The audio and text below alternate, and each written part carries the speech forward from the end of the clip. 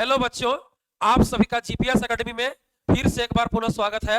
मैं श्याम सुंदर सर, आप सभी का इकोनॉमिक्स यानी अर्थशास्त्र का टीचर। अभी हम लोग जैक बोर्ड एग्जाम 2026 के लिए क्लास 12th इकोनॉमिक्स में most very very important long question यानी 5 मार्क्स वाला लॉन्ग क्वेश्चन को देखेंगे क्लास 12th इकोनॉमिक्स में, दोनों बुक से, माइक्रो एंड मैक्रो दोनों से। देखिए, हम लोग कल लाइव क्लास लिए थे, लाइव क्लास में आप लोग जुड़े थे, लेकिन लाइव क्लास में सभी सवाल कंप्लीट नहीं हुआ था, कुछ सवाल बाकी रह गया था। ठीक है, जो सवाल 5 नंबर या 3 नंबर या बाकी रह गया था उसी को हम इस वीडियो में लेकर आए हैं। ठीक है, तो वीडियो के अंतिम तक बने रहिए। सभी लॉन्ग क्वेश्चन जो बच गया है 3 नंबर या 5 नंबर या सबको हम क्लियर कर देंगे। ठीक, देखिए पहला सवाल 1 नंबर है, आर्थिक समस्या क्या है, आर्थिक समस्या क्यों उत्पन्न होती है। ठीक है, देखिए ये क्वेश्चन ना बहुत ज्यादा इंपॉर्टेंट है, very very important for 2026 exam के लिए। ठीक है, आर्थिक समस्या क्या है, आर्थिक समस्या क्यों उत्पन्न होती है। देखिए, आर्थिक समस्या का मतलब होता है कि मानव जीवन में आवश्यकताएं अनंत होती है, मनुष्य के पास अनंत आवश्यकता है, लेकिन उनको पूरा करने के लिए संसाधन कम है, पैसा लिमिट है। प्रत्येक मनुष्य सोचता है कि हम ये लेंगे, वो करेंगे, ये करना है, वो नहीं किए हैं, वो बाकी रह गया है। यानी आवश्यकताएं अनंत है, करना बहुत कुछ है, लेकिन करने के लिए संसाधन पैसा लिमिट है। तो उसको चयन करना पड़ता है कि कौन कौन तो पूरा कर पाएंगे, कौन कौन तो नहीं कर पाएंगे, कौन कौन तो किया जाए, कौन कौन तो छोड़ दिया जाए। यही चयन की समस्या का नाम क्या है, आर्थिक समस्या। पढ़िए, मनुष्य की आवश्यकताएं अनंत होती है, किंतु उसे पूरा करने के लिए साधन सीमित होते हैं, जिसके कारण उसे प्रत्येक स्थिति में यह चयन करना पड़ता है कि किन आवश्यकताओं को पूरा किया जाए और किन आवश्यकताओं को छोड़ दिया जाए। चयन की इस समस्या को ही आर्थिक समस्या कहा जाता है। यानी आर्थिक समस्या क्या है, चयन की समस्या को ही आर्थिक समस्या कहेंगे। कैसा चयन, तो अनंत आवश्यकताएं हैं और सीमित संसाधन है, तो कम पैसा से अधिक काम पूरा नहीं होगा, चयन करना पड़ेगा, कौन तो किया जाए, कौन तो छोड़ दिया जाए। यही चयन की समस्या को बोलेंगे आर्थिक समस्या। क्लियर, आगे चलिए। देखिए अगला बात क्या होगा, आर्थिक समस्या उत्पन्न होने के निम्नलिखित कारण है। ठीक है, अब देखना है आर्थिक समस्या उत्पन्न होने के क्या कारण है। तो पहला कारण है ए नंबर, अनंत आवश्यकताएं, कि मनुष्य की आवश्यकताएं अनंत है, एक पूरा करते हैं फिर एक आवश्यकता आ जाता है, एक पूरा करते हैं फिर एक काम आ जाता है। तो इस तरह से मनुष्य अपना सभी काम को पूरा नहीं कर सकता है, अपनी सभी आवश्यकताओं को पूरा कभी नहीं कर सकता है। पढ़िए, मनुष्य की आवश्यकताएं अनंत होती है, यानी एक आवश्यकता को पूर्ण होने पर या एक आवश्यकता को पूर्ण करने पर फिर एक दूसरी आवश्यकता उत्पन्न हो जाती है। इसीलिए मनुष्य की सभी आवश्यकताओं को पूरा नहीं किया जा सकता है। समझे, मनुष्य एक काम पूरा करता है फिर एक नया उत्पन्न हो जाता है, इस तरह से उसके पास ढेरी आवश्यकता आ जाता है, वो कभी भी संपूर्ण आवश्यकता को पूरा नहीं कर सकता है। देखिए दूसरा क्या है, बी नंबर, सीमित साधन। मनुष्य के पास आवश्यकताओं की तुलना में साधन सीमित होते हैं, मतलब लिमिट है, दुर्लभ है। सीमित का अर्थ क्या है, दुर्लभ, मतलब संसाधन का कमी है। ठीक है, दुर्लभ है, होते हैं, इसीलिए सीमित साधनों से असीमित आवश्यकताओं को पूरा करना संभव नहीं होता है। अब बोलिए, मनुष्य के पास आवश्यकता को पूरा करने के लिए साधन चाहिए, लेकिन साधन दुर्लभ है, लिमिट है, यानी कम है, और कम संसाधन से, सीमित साधनों से असीमित आवश्यकताओं को, मतलब ढेरी आवश्यकता को पूरा करना संभव नहीं होता है। देखिए अगला पॉइंट क्या है, देखिए अगला बात है सी नंबर, आवश्यकताओं की तीव्रता में अंतर है, मतलब सब आवश्यकता एक जैसा नहीं है। एक तो आवश्यकता अनंत है, सब पूरा कर पाएंगे नहीं, चयन करना पड़ेगा। और दूसरा प्रॉब्लम है कि जिसको हमको पूरा करना है उसमें भी चयन करना होगा कि कौन तो पहले करेंगे, कौन तो बाद में करेंगे, क्योंकि सब आवश्यकता एक जैसा नहीं है। जैसे हमको भूख लगा है तो भोजन चाहिए, कपड़ा फटा है तो कपड़ा चाहिए, पढ़ना है तो किताब चाहिए, जरूरी सब है, लेकिन हम अपना सीमित साधन से कम पैसा से पहले भूख मिटाएंगे, फिर किताब खरीदेंगे, फिर कपड़ा खरीदेंगे। यानी मनुष्य की आवश्यकताएं अनंत होती है, सब पूरा नहीं होगा, और जिसको इसको पूरा करना है वो हम चयन कर लेते हैं, उसमें भी हमको यह चयन करना पड़ता है कौन तो पहले किया जाए, कौन तो बाद में किया जाए। ठीक है, यानी सभी आवश्यकता एक जैसा नहीं है, आवश्यकताओं की तीव्रता में अंतर है।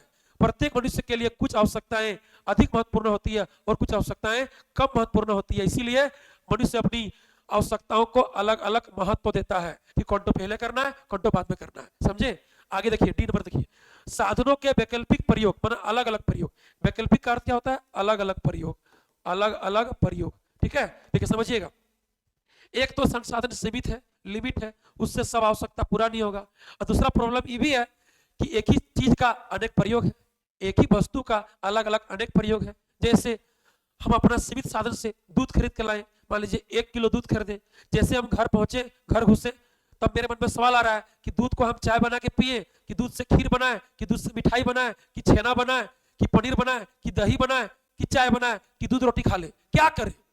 तो फिर चयन करना पड़ेगा कि सीमित संसाधन को कौन काम में लगाया जाए ताकि अधिक लाभ मिले, अधिक संतुष्टि प्राप्त हो, समझे? यानी फिर चयन करना पड़ेगा। बोलिए, मनुष्य के पास उपलब्ध सीमित साधनों के प्रयोग भी अलग अलग होते हैं, जिसके कारण उसे यह चयन करना पड़ता है कि साधनों का प्रयोग किस काम के लिए किया जाए ताकि अधिक लाभ प्राप्त हो, अधिक संतुष्टि मिले। यानी एक तो संसाधन सीमित है, उससे सब आवश्यकता पूरा नहीं होगा, चयन करना पड़ेगा। दूसरा ये भी चयन करना पड़ेगा कि एक ही चीज का अनेक प्रयोग है, तो हम कहां करें ताकि हमको अधिक लाभ मिले, अधिक संतुष्टि मिले, समझे? आगे देखिए, ई पढ़िए, चुनाव की समस्या। अब बोलिए, प्रत्येक जगह पर आपको चुनाव करना पड़ा, देखिए तो अनंत आवश्यकताएं हैं, चुनाव करना पड़ेगा, सब पूरा नहीं होगा।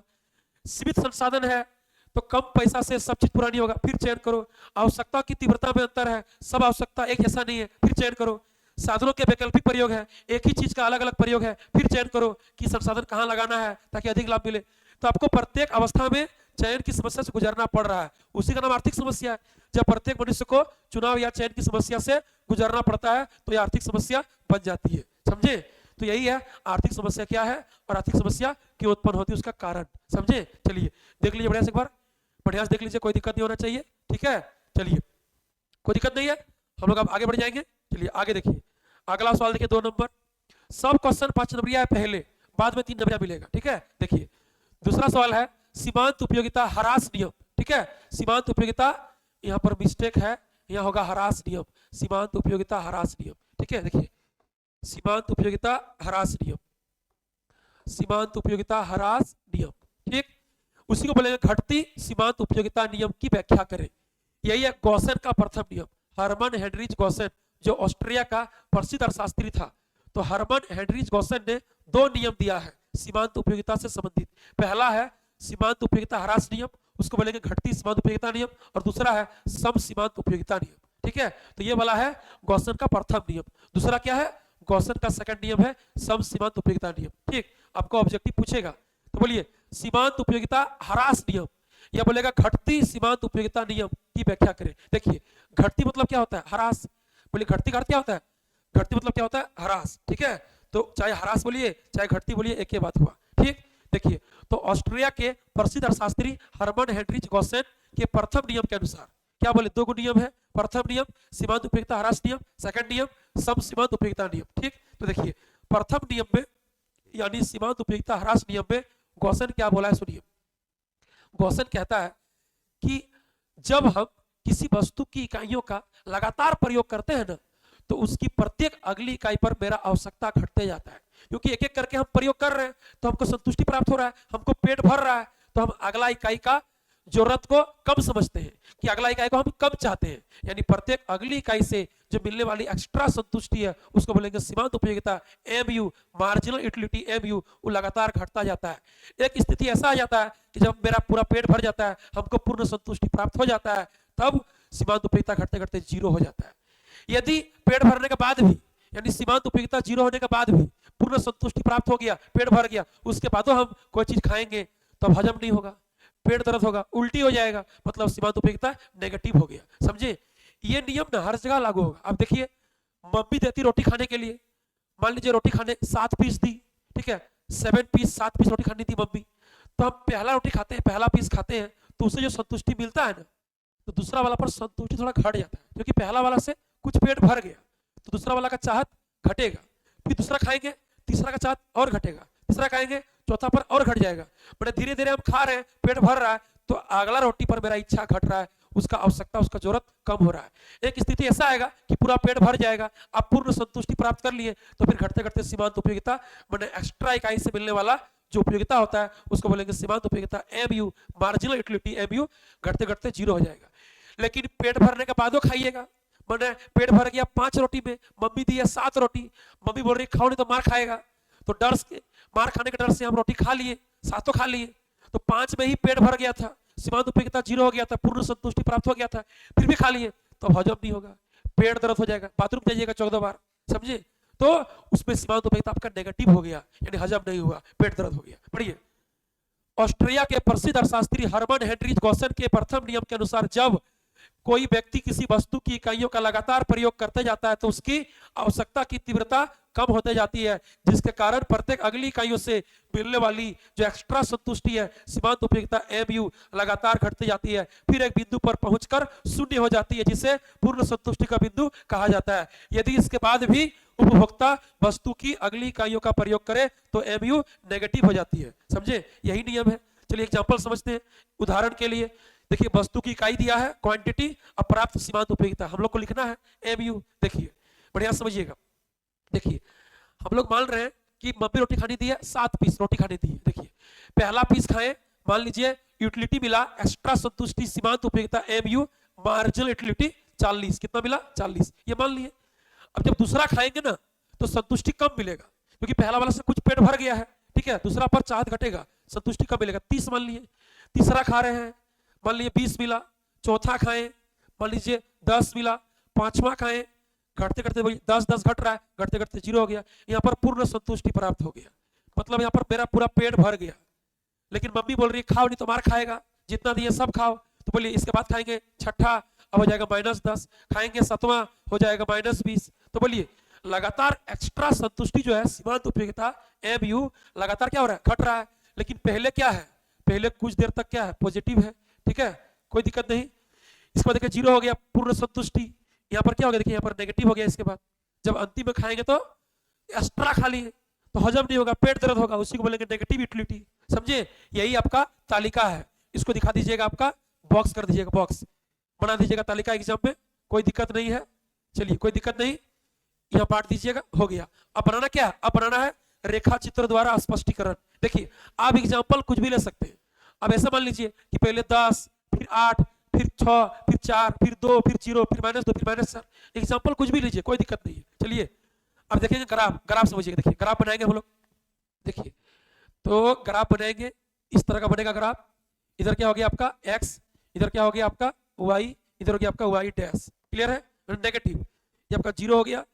इधर दिखाएंगे एमयू को, एमयू इधर पॉजिटिव भी है और नेगेटिव भी है। क्लियर, इधर दिखाएंगे क्वांटिटी को, इधर दिखाएंगे हम लोग क्वांटिटी को, ठीक है। देखिए यहाँ मत लिखिए, इसको यहाँ लिख देते हैं क्वांटिटी। चलिए हो गया क्लियर।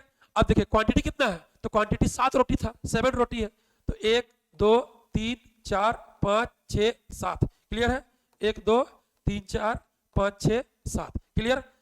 अब एमयू क्या है, तो 10 का गैप था ना, तो देखिए यहाँ ले लेते हैं 10, यहाँ ले लेते हैं 20, यहाँ ले लेते हैं 30, यहाँ ले लेते हैं 40, कोई दिक्कत नहीं। यहाँ ले लिए -10, यहाँ ले लिए -20, कोई दिक्कत नहीं। बोलिए पहला में कितना था, तो पहला एक में था 40, कर दिए 40, कोई दिक्कत नहीं। देखिए एक में 40 है, दूसरा में कितना है 30, तीसरा में कितना है 20, चौथा में कितना है 10, पांचवा में कितना है 0, छठा में -10, सातवां में -20, कोई दिक्कत नहीं। मिला दीजिए इसको, इसको मिलाइए। देखिए देखिए मिला दिए, पूरा पूरा सीधा मिल गया। इसका नाम क्या हो जाएगा एमयू। एमयू यहाँ से यहाँ तक क्या है, तो नाम दे दीजिए ए से लेकर बी तक क्या है, पॉजिटिव है, बी में क्या है 0 है, और बी से सी तक क्या है, नेगेटिव है, कोई दिक्कत नहीं। यही आपका हो गया ग्राफ, ग्राफ बन गया। कितना आसान है, अरे भाई तालिका को ग्राफ दिखाइए, जो तालिका में किए ना एग्जाम्पल लिए उसी को दिखाना यहाँ पर, ठीक है। चलिए आगे देखिए, आगे पढ़ दीजिए। उपरोक्त तालिका एवं रेखा चित्र से यह स्पष्ट होता है कि जैसे जैसे उपभोक्ता द्वारा वस्तु की इकाइयों का लगातार प्रयोग होते जाता है, वैसे वैसे उस वस्तु की प्रत्येक अगली इकाई से मिलने वाली सीमांत उपयोगिता एमयू जो होता है, मार्जिनल यूटिलिटी एमयू, लगातार घटती जाती है। अर्थात एमयू पहले चौथी इकाई तक पॉजिटिव धनात्मक, फिर पांचवी इकाई में क्या हो गया 0 0 पूर्ण संतुष्टि होकर छठी इकाई से देखिए क्या हो गया, नेगेटिव हो गया। देख लीजिए यहाँ पर, यहाँ देखिए बढ़िया से ग्राफ देखिए। देखिए 1 2 3 4 तक क्या है पॉजिटिव, 5 में क्या हो गया 0, 5 के बाद 6 से क्या हो गया नेगेटिव, हो तो गया, लगातार घट रहा है। इसलिए आपको बोलेगा कि सीमांत उपयोगिता रेखा की ढाल कैसी होती है, नेगेटिव, गिर रहा है ना तो नेगेटिव, याद रखिएगा। सीमांत उपयोगिता एमयू मार्जिनल यूटिलिटी का ढाल कैसा होता है, तो नेगेटिव होता है, क्योंकि वो लगातार घटते जाता है, बाएं से दाएं नीचे की ओर घट रहा है। समझे, कोई दिक्कत नहीं है, बोलिए कोई दिक्कत नहीं है, कोई दिक्कत है नहीं। अब क्या करेगा, आपको ना ये जो क्वेश्चन दिया है ना, इस क्वेश्चन के साथ जोड़ देगा कि सीमांत उपयोगिता ह्रास नियम लागू होने की आवश्यक शर्तों को लिखे। ठीक है, लागू होने का आवश्यक शर्त क्या है, तो बोलिए हम लगातार कोई वस्तु खाएंगे तो सीमांत उपयोगिता कैसे घटेगा, तो इसमें क्या क्या होना चाहिए शर्त। पहला शर्त, उपभोक्ता द्वारा वस्तु की उपभोग क्रिया लगातार क्रम में होना चाहिए, यदि लगातार नहीं करेंगे तो फिर नहीं घटेगा। मान लीजिए हम 2 रोटी खाए, किसी का फोन आ गया और हम निकल गए घर से, फिर वो काम तो करके आए, फिर रोटी खाने बैठेंगे, तो जो गैपिंग मिल गया हमको, समय का गैप मिल गया ना, वो जो हम काम करके 2 घंटा बाद आए, तो फिर मेरा खाने की इच्छा बढ़ जाएगा, घटेगा नहीं, बढ़ेगा, फिर बढ़ने के बाद घटेगा। तो पहला नियम क्या होना चाहिए कि वस्तु की उपभोग क्रिया उपभोक्ता द्वारा लगातार क्रम में होना चाहिए। दूसरा कि वस्तु की उपभोग क्रिया के दौरान कोई समय अंतराल, टाइम गैपिंग नहीं होना चाहिए। तीसरा कि अच्छा बोलिए तो लगातार 10-10 काय घटेगा, ये जो 40 30 20 10 0 -10 -20 लगातार 10-10 घट रहा है, तो लगातार सेम सेम कब घटेगा, जब जो हम वस्तु खा रहे हैं तो जो वस्तु का इकाई है, क्वांटिटी है, वो सेम साइज का होगा, मैंने एक बराबर इकाई का होगा, एक बराबर समरूप होगा, समरूप एक जैसा होगा, तब मेरा सेम सेम घटेगा। समझे? तो लिखेंगे तीसरा कि उपभोक्ता द्वारा उपभोग की जाने वाली सभी वस्तुओं की इकाइयों का आकार एक समान होना चाहिए। ठीक है, वस्तुओं की सभी इकाइयों का आकार एक समान समरूप होना चाहिए। और क्या, उपभोक्ता की रुचि, आय, संतुष्टि, सब में कोई परिवर्तन नहीं होना चाहिए। यानी हम जैसे खाते जनरली उस तरह खाएंगे तब घटेगा। ये नहीं कि 2 दिन उपवास में है, 2 दिन भूखे हैं और कोई चीज खाने बैठेंगे तो मेरा स्वाद उपयोगिता इच्छा घटता जाएगा, नहीं, पहले बढ़ेगा, क्योंकि हम 2 दिन उपवास किए थे, 2 दिन कुछ नहीं खाए, तो पहले खाएंगे तो बढ़ेगा, तब घटेगा। तो जनरली हम लोग जिस तरह से खाते हैं उस तरह से खाएंगे, तब लगातार किसी वस्तु का प्रयोग करेंगे तो लगातार सीमांत उपयोगिता घटता जाएगा। समझे?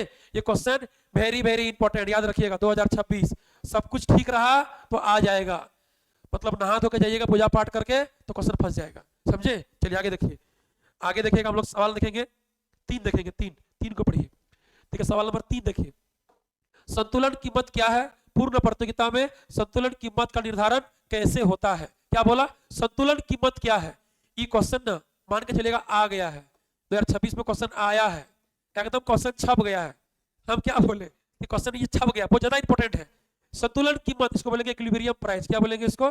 इसको बोलेंगे इक्विलिब्रियम, इक्विलिब्रियम प्राइस। क्लियर? पूर्ण प्रतियोगिता में संतुलन कीमत का निर्धारण कैसे होता है, बहुत ज्यादा इंपॉर्टेंट है ये। पहले समझिए संतुलन कीमत क्या है। तो हम लोग कितना बार पढ़ चुके हैं। बाजार में संतुलन कब होता है? जब बाजार में खरीदने वाला क्रेता जितना मांग करेगा, वस्तु खरीदेगा, बेचने वाला विक्रेता उतने पूर्ति कर देगा, उतने बेचेगा, उतने सप्लाई कर देगा, हो गया संतुलन। यानी संतुलन कीमत क्या है? वह कीमत जिस पर क्रेता खरीदने के लिए, विक्रेता बेचने के लिए, दोनों का खरीद बिक्री मांग पूर्ति बराबर होता है, उसी को बोलेंगे संतुलन कीमत। समझिए, संतुलन कीमत, इक्विलिब्रियम प्राइस, जिस कीमत पर बाजार में किसी वस्तु की मांग एवं पूर्ति एक दूसरे के बराबर होती है उसे संतुलन कीमत कहते हैं। संतुलन कीमत पर क्रेता वस्तु को खरीदने के लिए एवं विक्रेता वस्तु को बेचने के लिए तैयार होता है। समझे? हम ही कलम का दाम बोले, हम विक्रेता है, हम दाम बोले 12 रुपया, लेकिन आप क्रेता कस्टमर है, आप बोलिए 10 रुपया, तो आप 10 में है, 12 में नहीं, हम 12 में है, 10 में नहीं, वस्तु का लेन देन नहीं होगा। तो काम करेंगे, हम दोनों बात करेंगे, मोल भाव करेंगे, चलो तेरा 10 भी नहीं, मेरा 12 भी नहीं, एक काम करो ले लो 11 रुपया। तो 11 रुपया में क्या हुआ? तुम भी तैयार, हम भी तैयार, दोनों बेचने खरीदने के लिए तैयार हो गया, उसी का नाम क्या है? संतुलन कीमत। तो जिस कीमत पर वस्तु की मांग एवं पूर्ति, खरीद बिक्री आपस में बराबर होता है, उसको बोलेंगे संतुलन कीमत। संतुलन कीमत पर क्रेता वस्तु खरीदने के लिए, विक्रेता वस्तु बेचने के लिए क्या होता है? तैयार होता है, रेडी होता है। आप समझिए कि पूर्ण प्रतियोगिता में संतुलन कीमत का निर्धारण कैसे होगा। हम लोग पढ़े पूर्ण प्रतियोगिता बाजार में एक ही वस्तु का, यानी समरूप वस्तु का एक ही जगह पर बहुत अधिक फर्म होता है, बहुत अधिक विक्रेता होता है, तो आपस में कंपटीशन चलता है, झगड़ा होता है बेचने के लिए, कंपटीशन ताबड़तोड़, पूर्ण प्रतियोगिता। क्योंकि जब बाजार में एक ही जगह पर एक ही वस्तु बेचने वाला, समरूप वस्तु, एक कंपनी का एक जैसा वस्तु बेचेगा तो पूरा पूरी कंपटीशन चलेगा। तो उस कंपटीशन को देखते हुए ना, यहाँ पर उद्योग जो मालिक है, फर्मों का मालिक कौन है? आखिर में जो फर्म वस्तु बेच रहा है, वस्तु कहां से लाया है? इंडस्ट्री से, उद्योग से। तो फर्मों का कंपटीशन को बाजार में देखते हुए उद्योग वस्तु का दाम तय करता है, उसको बोलेंगे कीमत निर्धारक, प्राइस मेकर। और वो जो दाम तय कर देता है, वस्तु में लिख देता है, वही दाम को सभी फर्म स्वीकार करता है, विक्रेता एक्सेप्ट करता है, प्राप्त करता है, ग्रहण करता है, और वही दाम पर बाजार में वस्तु को बेचता है। तो फर्म को बोलेंगे कीमत स्वीकारक, यानी प्राइस टेकर, और उद्योग को बोलेंगे प्राइस मेकर, कीमत निर्धारक। समझे? पढ़िए, पूर्ण प्रतियोगिता में बहुत सारे फर्म होते हैं, लेकिन कोई भी एक फर्म के पास इतनी क्षमता नहीं होती है कि वह बाजार कीमत को प्रभावित कर सके। इसीलिए पूर्ण प्रतियोगिता में कीमत का निर्धारण उद्योग करती है, जिसके कारण इसे कीमत निर्धारक, प्राइस मेकर कहा जाता है, तथा प्रत्येक फर्म इस कीमत को स्वीकार करके अपनी वस्तुओं को इसी कीमत पर बेचते हैं, जिसके कारण उसे कीमत स्वीकारक, प्राइस टेकर कहा जाता है। बात समझे? बात समझिए, पूर्ण प्रतियोगिता बहुत सारा फर्म है, आपस में कंपटीशन है, तो किसी एक का बात नहीं चलेगा, पूरा संगठन, पूरा ग्रुप जो बोलेगा वही होगा। तो पूरा संगठन ग्रुप का मालिक क्या है? उद्योग है। तो उद्योग कीमत तय करेगा और वही कीमत पर सभी फर्म दाम को स्वीकार करके वस्तु बाजार में बेचेगा। तो उद्योग कीमत निर्धारक, प्राइस मेकर, फर्म कीमत स्वीकारक, कीमत ग्रहण करता, कीमत प्राप्त करता, प्राइस टेकर होता है। समझे? आप देखिएगा कि कीमत तय कहाँ होगा। ये तो बात समझ गए कि कीमत तय करेगा उद्योग, स्वीकार करेगा फर्म, लेकिन तय कहाँ होगा? तो कीमत तय तो बोल दिया अभी, जहां मांग पूर्ति बराबर होगा, जहां क्रेता खरीदने के लिए, विक्रेता बेचने के लिए जिस दाम पर होता है तैयार, वहीं पर कीमत तय होता है। बोलिए, पूर्ण प्रतियोगिता में कीमत का निर्धारण मांग एवं पूर्ति की शक्तियों द्वारा होता है, मैंने खरीद बिक्री से ही दाम तय होगा। यानी जहां मांग वक्र एवं पूर्ति वक्र एक दूसरे को प्रतिच्छेद करती है या एक दूसरे के बराबर होते हैं, उसी बिंदु पर संतुलन कीमत का निर्धारण होता है। समझे? जहां पर मांग पूर्ति, डिमांड सप्लाई एक दूसरे के बराबर होगा, एक दूसरे को प्रतिच्छेद करेगा, वहीं पर संतुलन कीमत तय होगा। कहां पर? पूर्ण प्रतियोगिता में, जहां खरीद बिक्री मांग पूर्ति बराबर होगा। चलिए आप समझिए, रेखा चित्र देखिए, ग्राफ समझिए। 5 नंबरिया क्वेश्चन में खासकर फर्स्ट बुक में ग्राफ का बड़ा महत्व है। समझे? ग्राफ बनाइए बढ़िया से। देखिए यह ग्राफ बनेगा दो गो, एक होगा उद्योग का, दूसरा होगा फर्म का। समझिए? देखिए पहले उद्योग का बनेगा। देखिए ये आपका हो गया उद्योग का, ये क्या हो गया आपका? उद्योग का हो गया। क्लियर है? देखिए ये आपका हो गया उद्योग का, ये आपका एक्स हो गया, इधर इधर आपका वाई हो गया। ठीक, कोई दिक्कत नहीं, थोड़ा सा चेंज करना पड़ेगा। वाई हो गया आपका, एक्स हो गया। बोलिए इधर क्या होगा? इधर होगा क्वांटिटी, इधर होगा क्वांटिटी मतलब डिमांड एंड सप्लाई। क्लियर? इधर क्या होगा? प्राइस मतलब कीमत। क्लियर है? इधर मात्रा हो गया, इधर कीमत हो गया। बोलिए मांग वक्र का ढाल कैसा होता है? बाएं से दाएं नीचे की ओर। बोलिए बाएं से दाएं नीचे की ओर, डी हो गया मांग वक्र। और पूर्ति वक्र का बाएं से दाएं ऊपर की ओर, पॉजिटिव ऊपर की ओर जाएगा, बाएं से दाएं ऊपर की ओर, एस हो गया सप्लाई वक्र। कहां मिला? यहाँ पर प्रतिच्छेद किया, इक्विलिब्रियम पॉइंट होगा ये वाला। ठीक है, क्या होगा आपका? इक्विलिब्रियम पॉइंट, जहां पर डिमांड इक्वल टू क्या हो जाएगा? सप्लाई। यहीं पर संतुलन हुआ, संतुलन जहां पर दो चीज कट करता है, मिलता है ना, उसको बोलेंगे संतुलन बिंदु। तो इक्विलिब्रियम पॉइंट क्या बोले इंग्लिश में? Equilibrium point. Demand equal to क्या हो गया? सप्लाई। यहीं पर डिमांड सप्लाई क्या है? बराबर हो गया। तो जहां पर बराबर हो इक्विलिब्रियम पॉइंट पर, वहां जो होगा प्राइस ना, उसको मिला देंगे तो हो जाएगा इक्विलिब्रियम प्राइस, संतुलन कीमत ओपी। और जहां जिस बिंदु पर बराबर हुआ वहां जो होगा मात्रा ना, क्वांटिटी मात्रा होगा, उसको बोलेंगे क्वांटिटी, संतुलन मात्रा। यानी संतुलन बिंदु पर डिमांड सप्लाई बराबर, जहां पर मांग वक्र पूर्ति वक्र प्रतिच्छेद किया, कैंची बना, कैंची काटा, उसको बोलेंगे इक्विलिब्रियम पॉइंट, संतुलन बिंदु डिमांड सप्लाई बराबर इक्वल। और इस बिंदु पर जो प्राइस होगा ना, उसको बोलेंगे हम लोग इक्विलिब्रियम प्राइस ओपी। और इसमें जो होगा क्वांटिटी, उसको बोलेंगे इक्विलिब्रियम क्वांटिटी ओक्यू। क्लियर है? बोलिए काम क्या करेगा? तो ये काम करेगा कौन? ये काम करेगा इंडस्ट्री, मतलब करेगा उद्योग। तो देखिए लिखेंगे यहाँ पर, यह लिखेंगे क्या? ये जो चीज है ये इंडस्ट्री का है। ठीक है, ये काम कौन किया? इंडस्ट्री किया, उद्योग किया। इसको बोलेंगे क्या? प्राइस मेकर, मतलब कीमत को बनाया, कीमत को तय किया। देखिए जहां पर डिमांड सप्लाई बराबर हुआ, इक्विलिब्रियम पॉइंट पर डिमांड सप्लाई बराबर हो गया, वहीं पर कीमत यानी प्राइस तय हुआ ओपी, और क्वांटिटी मात्रा क्या हो गया? संतुलन मात्रा ओक्यू। कोई दिक्कत नहीं। अब आइए कहानी फर्म का। ठीक है, देखिए पूर्ण प्रतियोगिता में जितना भी फर्म होगा सब एक जैसा होगा, इसलिए सबको बनाने का जरूरत नहीं है, कोई एगो बना दीजिए, हो गया। बात समझिएगा। ये बना रहे हैं फर्म का। ठीक है, ये किसका बना रहे हैं? ये बना रहे हैं फर्म का। फर्म क्या है? तो प्राइस टेकर है, यानी कीमत को स्वीकार करने वाला, कीमत को एक्सेप्ट करने वाला, प्राइस टेकर। तो पूर्ण प्रतियोगिता में ढेरी फर्म है, अनेक फर्म है। तो बोलिएगा सर आप एगो बनाए और कहां गया? अरे भाई सब एक जैसा है ना, सबको समान वस्तु बेच रहा है तो सब तो एक जैसा होगा, सबके पास एक समान वस्तु, एक समान दाम होगा, एक ही जगह है, पूरी कंपटीशन है। और एक कंपनी का वस्तु बेच रहा है तो कंपनी दाम तय कर दिया है और वही दाम वो एक्सेप्ट करेगा, तो सबके पास सेम वस्तु है, सेम दाम होगा, तो सब एक जैसा होगा। तो कोई एगो बना दीजिए, हो जाएगा। बोलिए यहाँ पर होगा क्या? तो फर्म कीमत को स्वीकार करेगा जो उद्योग तय किया है। तो बोलिए उद्योग क्या तय किया है? ओपी। जो ओपी संतुलन प्राइस, संतुलन कीमत तय किया है, इसी को स्वीकार करेगा। तो इसी कीमत को उठा ले जाइए वहां पर, इसी कीमत जो ओपी है ना, इसको उठाना है, वहां ले जाना है। उठाइए, लेके जा रहा है वहां पे, वह जा रहा है, यानी कीमत को स्वीकार कर रहा है, इसका भी नाम क्या होगा? ओपी। अब बोलिए पूर्ण प्रतियोगिता, ढेरी फर्म है, आपस में कंपटीशन है, सबके पास सेम वस्तु है, तो दाम भी क्या होगा? सबके पास दाम क्या होगा? एक समान होगा, एक समान।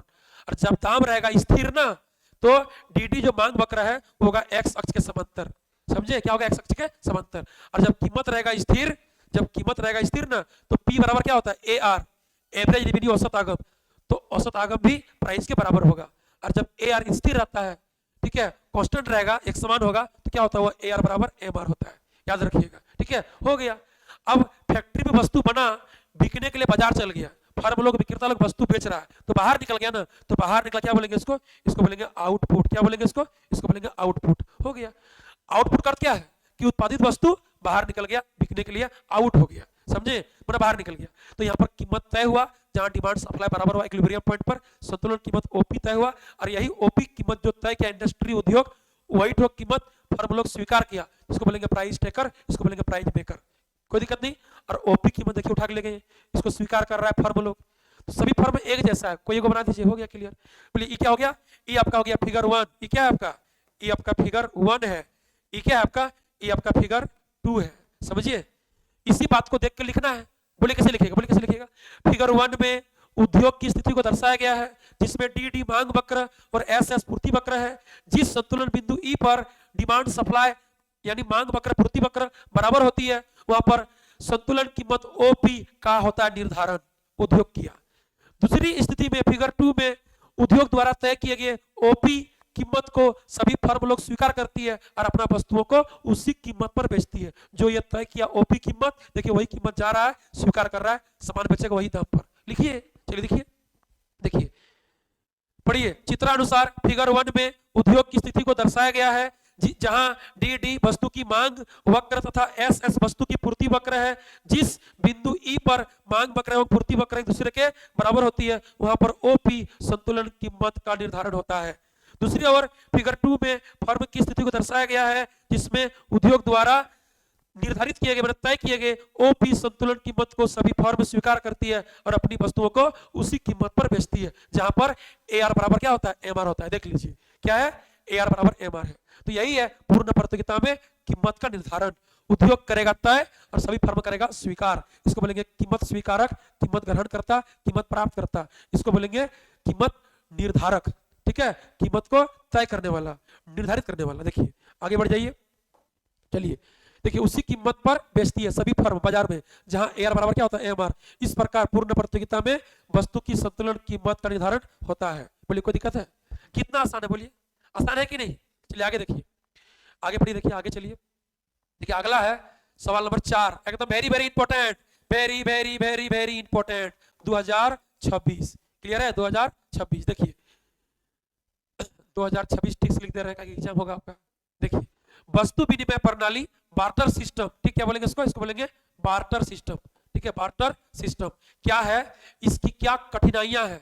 कठिनाई बोले, चाहे बोले क्या कमियां हैं, चाहे बोले क्या दोष हैं, एक ही बात हुआ, समझे। चलिए वस्तु विनिमय प्रणाली बार्टर सिस्टम, ठीक है, बार्टर सिस्टम क्या है, इसकी क्या कठिनाइयां, क्या कमियां, क्या दोष है, मुद्रा ने इसे कैसे दूर किया है। जैक 2010, 13, 17, 22 देख रहे हैं कितना बार आया, देखिए। ठीक है, 10 में, 13 में, 17 में, 22 में बहुत बार आया, अब आएगा 26 में। चलिए देखिए वस्तु विनिमय प्रणाली किसको नहीं पता है कि जिसमें वस्तु के बदले वस्तु का लेन देन होगा, मुद्रा का लेन देन नहीं होगा। यानी वस्तु विनिमय प्रणाली मतलब अदला बदली की प्रणाली, जिसमें वस्तुओं के बदले या तो वस्तुओं या सेवाओं का लेन देन होता है, इसमें मुद्रा का लेन देन नहीं होता है। ठीक है, देखिए आपको हम कोई सामान दिए, आप भी हमको कोई सामान दे दिए, या तो फिर आपको हमको सामान दिए, आप मेरा कोई काम कर दीजिए सेवा, या तो हम आपको सेवा दिए, आप ही दे दिए सेवा। इस तरह से हो सकता है, वस्तु बदले वस्तु, वस्तु बदले सेवा, सेवा बदले वस्तु, सेवा बदले सेवा, पैसा नहीं, समझे, पैसा नहीं। बोलिए वस्तु विनिमय प्रणाली को अदला बदली की प्रणाली भी कहते हैं, अर्थात वस्तुओं की वस्तुओं या सेवाओं के साथ प्रत्यक्ष मतलब क्या, डायरेक्ट। प्रत्यक्ष का क्या है, डायरेक्ट। अदला बदली की प्रणाली को वस्तु विनिमय प्रणाली कहा जाता है। वस्तु विनिमय प्रणाली में मुद्रा के प्रयोग के बिना एक वस्तु या सेवा का दूसरी वस्तु या सेवा के साथ सीधा मतलब क्या, डायरेक्ट। ठीक है, डायरेक्ट सीधा सीधा विनिमय लेन देन होता है, समझे। तो वस्तु विनिमय प्रणाली को बोलेंगे अदला बदली की प्रणाली, जिसमें वस्तुओं की वस्तुओं या सेवाओं के साथ मतलब वस्तु बदले वस्तु या कोई काम या सेवा के साथ डायरेक्ट अदला बदली होता है, समझे। वस्तु विनिमय प्रणाली में मुद्रा का प्रयोग नहीं होता है, पैसा का प्रयोग नहीं होता है, पैसा का प्रयोग के बिना वस्तु सेवा क्या होता है, लेन देन होता है। कोई दिक्कत नहीं, चलिए आगे बढ़िए। देखिए अब देखेंगे हम लोग कठिनाई क्या है, देखिए इसका परेशानी क्या है, कठिनाई क्या है। वस्तु विनिमय प्रणाली की कठिनाइयां निम्नलिखित है, मतलब कमियां मतलब दोष। अरे भाई वस्तु विनिमय प्रणाली में दोष था, कठिनाई था, तब ना मुद्रा का आविष्कार हुआ, तब ना पैसा का आविष्कार हुआ। तो उसी को पढ़ना है, क्या कठिनाई है, क्या दोष है। देखिए पहला क्या है, दोहरे संयोग का अभाव।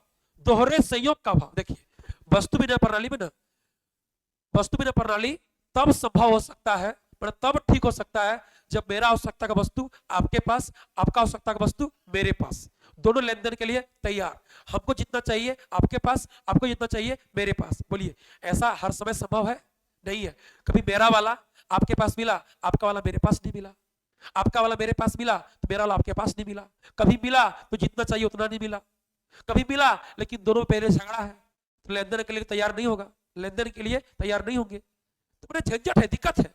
तो दोहरे संयोग में क्या होता है, दोनों तरफ से राजी, मेरा वस्तु तेरे पास, तेरा वस्तु मेरे पास, दोनों एक ही जगह, दोनों लेन देन के लिए तैयार, दोनों को जितना चाहिए उतना।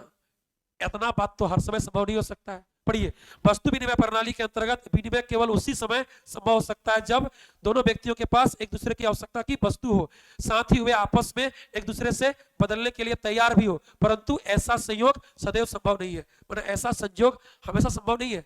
कभी मेरा होगा आपका नहीं, आपका होगा मेरा नहीं। समझे? मुद्रा के आविष्कार से देखिए, इसमें दो क्वेश्चन है कि क्या कठिनाई है और मुद्रा कैसे दूर किया है, उसको भी जोड़ा है। ठीक है, देखिए बोला है ना कि वस्तु विनिमय प्रणाली की क्या कठिनाई है, क्या कमियां हैं, और मुद्रा ने इसे कैसे दूर किया है। तो आपको दोनों दिखाना पड़ेगा, क्या परेशानी है और कैसे दूर हुआ है मुद्रा के आने से। देखिए, मुद्रा के आविष्कार से अब यह कठिनाई दूर हो गई है, क्योंकि अब प्रत्येक व्यक्ति अपनी अपनी वस्तुओं को मुद्रा के बदले में बेचकर उसकी सहायता से अपनी आवश्यकता की कोई भी वस्तु खरीद सकता है। अब दिक्कत नहीं है, जब पैसा का आविष्कार हो गया, जब मुद्रा का आविष्कार हो गया, अब कोई दिक्कत नहीं है। अब जिसके पास जो भी वस्तु है उसको पैसा के बदले बेच दो, जो खरीदना खरीद लो। कोई ढूंढने का जरूरत नहीं है कि मेरा टमाटर के लेगा, मेरा कपड़ा के लेगा, हमको आलू के देगा, हमको प्याज के देगा, इस तरह करने की जरूरत नहीं है।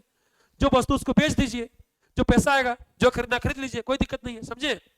चलिए, तो मुद्रा आने से दूर हो गया, दोहरे संयोग का जो टेंशन था, अभाव था, वो दूर हो गया कि दोनों तरफ से सहयोग नहीं हो पा रहा है, दोस्ती नहीं हो पा रहा है, तो कैसे लेन देन करेंगे, वो समस्या खत्म। आगे चलिए, देखिए आगे बढ़िए। देखिए अगला पॉइंट क्या है, दूसरा है क्रय शक्ति संचय में कठिनाई। इसका मतलब क्रय शक्ति संचय में कठिनाई। बोलिए, आपके पास कोई सामान है, आप कोई सामान लेन देन किए, लेकिन कुछ सामान बच गया, तो क्या जरूरी है वो वस्तु टिकाऊ होगा, बेसी दिन तक चलेगा? खराब हो सकता है। मुद्रा आया, वो बोला कि जो वस्तु आपका लेन देन करने के बाद बच गया या लेन देन नहीं कर पाए, उसको बेच दीजिए और उस पैसा को मैंने इकट्ठा कीजिए, संचित कीजिए, और उस पैसा से जब जो मन करेगा खरीदिएगा आराम से। पैसा खराब नहीं होता है, पैसा टिकाऊ होता है। यानी वस्तु को लंबे समय तक संचित करना संभव नहीं है, वो खराब हो सकता है, क्योंकि सब वस्तु टिकाऊ नहीं होता है। समझे? लेकिन अब यदि वस्तु को बेच देते हैं, पैसा को जोगाते हैं, पैसा को जमा करते हैं, पैसा टिकाऊ होता है, पैसा का मूल्य स्थिर रहता है, पैसा खराब भी नहीं होगा। समझे?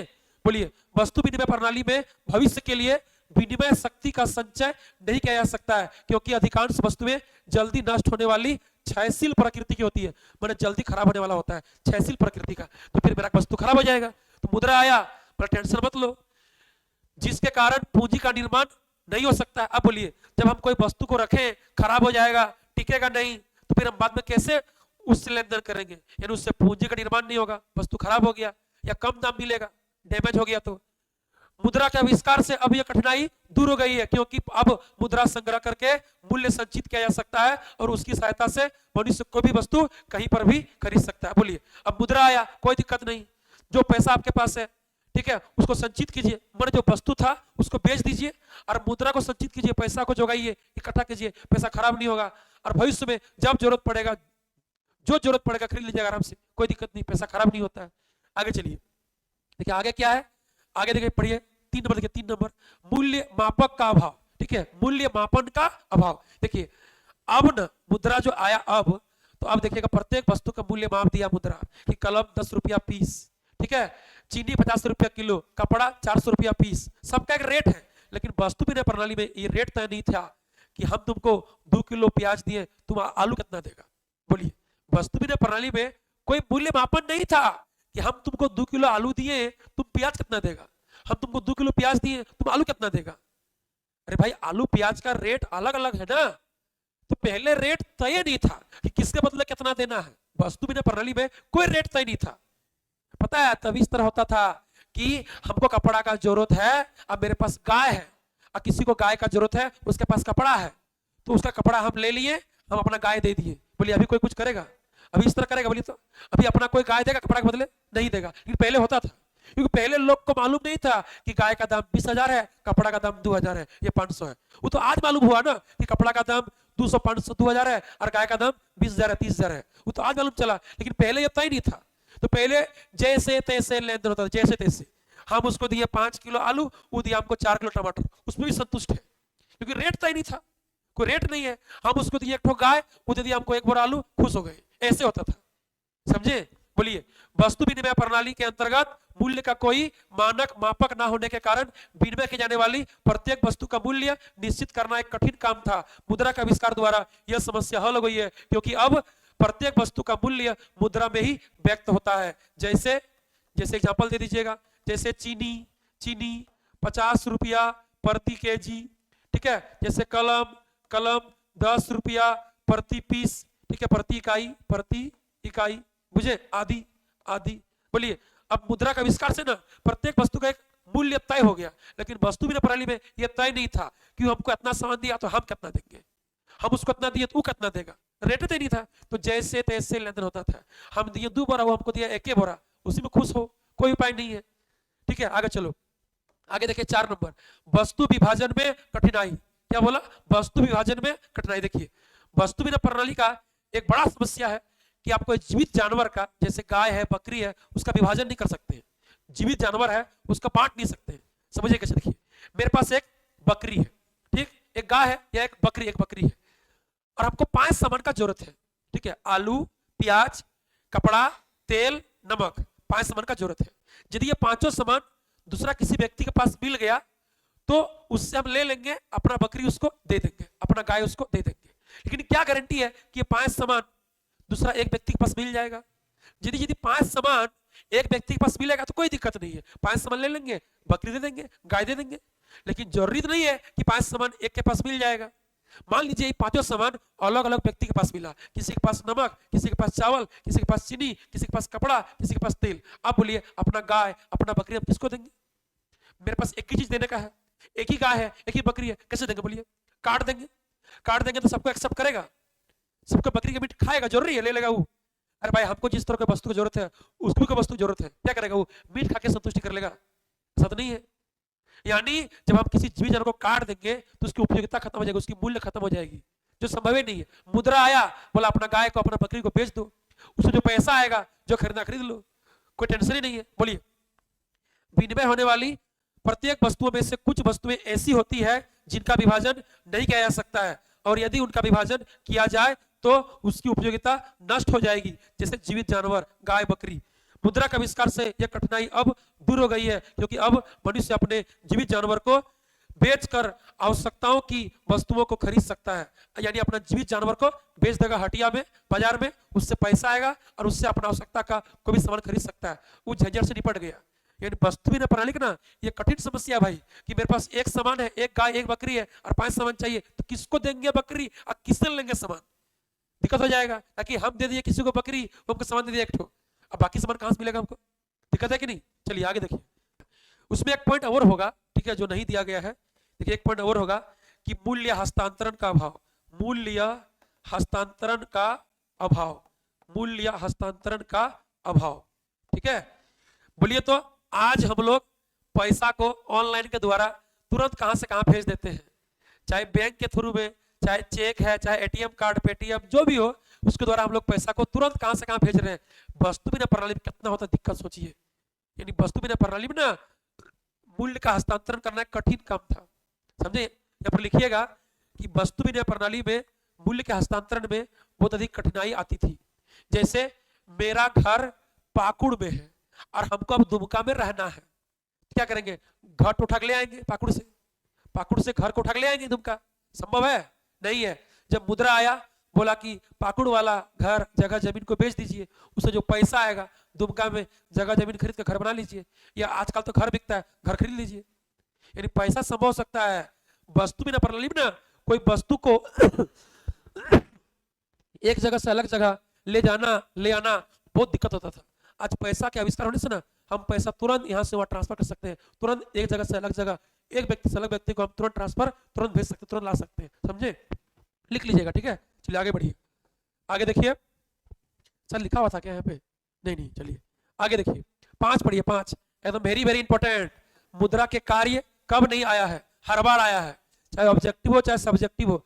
मुद्रा के कार्य फंक्शन ऑफ मनी एवे करेगा, समझे। देखिए पढ़िए, मुद्रा क्या है, मुद्रा के कार्यों का वर्णन करें। क्या बोला, मुद्रा क्या है, अब मुद्रा के कार्यों का वर्णन करें। अरे भाई मुद्रा क्या है, मुद्रा वह वस्तु है जो वस्तु विनिमय प्रणाली की कठिनाई को दूर करता है। मतलब मुद्रा के द्वारा विनिमय का माध्यम आसान है, लेन देन करना आसान है, मूल्य को मापता है, मूल्य को संचित करके रखता है, पैसा खराब नहीं होगा, पैसा प्रत्येक वस्तु का मूल्य मापता है, मूल्य का हस्तांतरण। आज देखिए पैसा आने से हम लोग तुरंत मूल्य ट्रांसफर कर रहे हैं, यहाँ से पैसा ट्रांसफर कर रहे हैं तुरंत, यहाँ से हुआ एक व्यक्ति से अलग व्यक्ति, एक जगह से अलग जगह तुरंत कर दे रहे हैं। तो यही तो मुद्रा है। मुद्रा का अपना कोई डेफिनेशन नहीं है।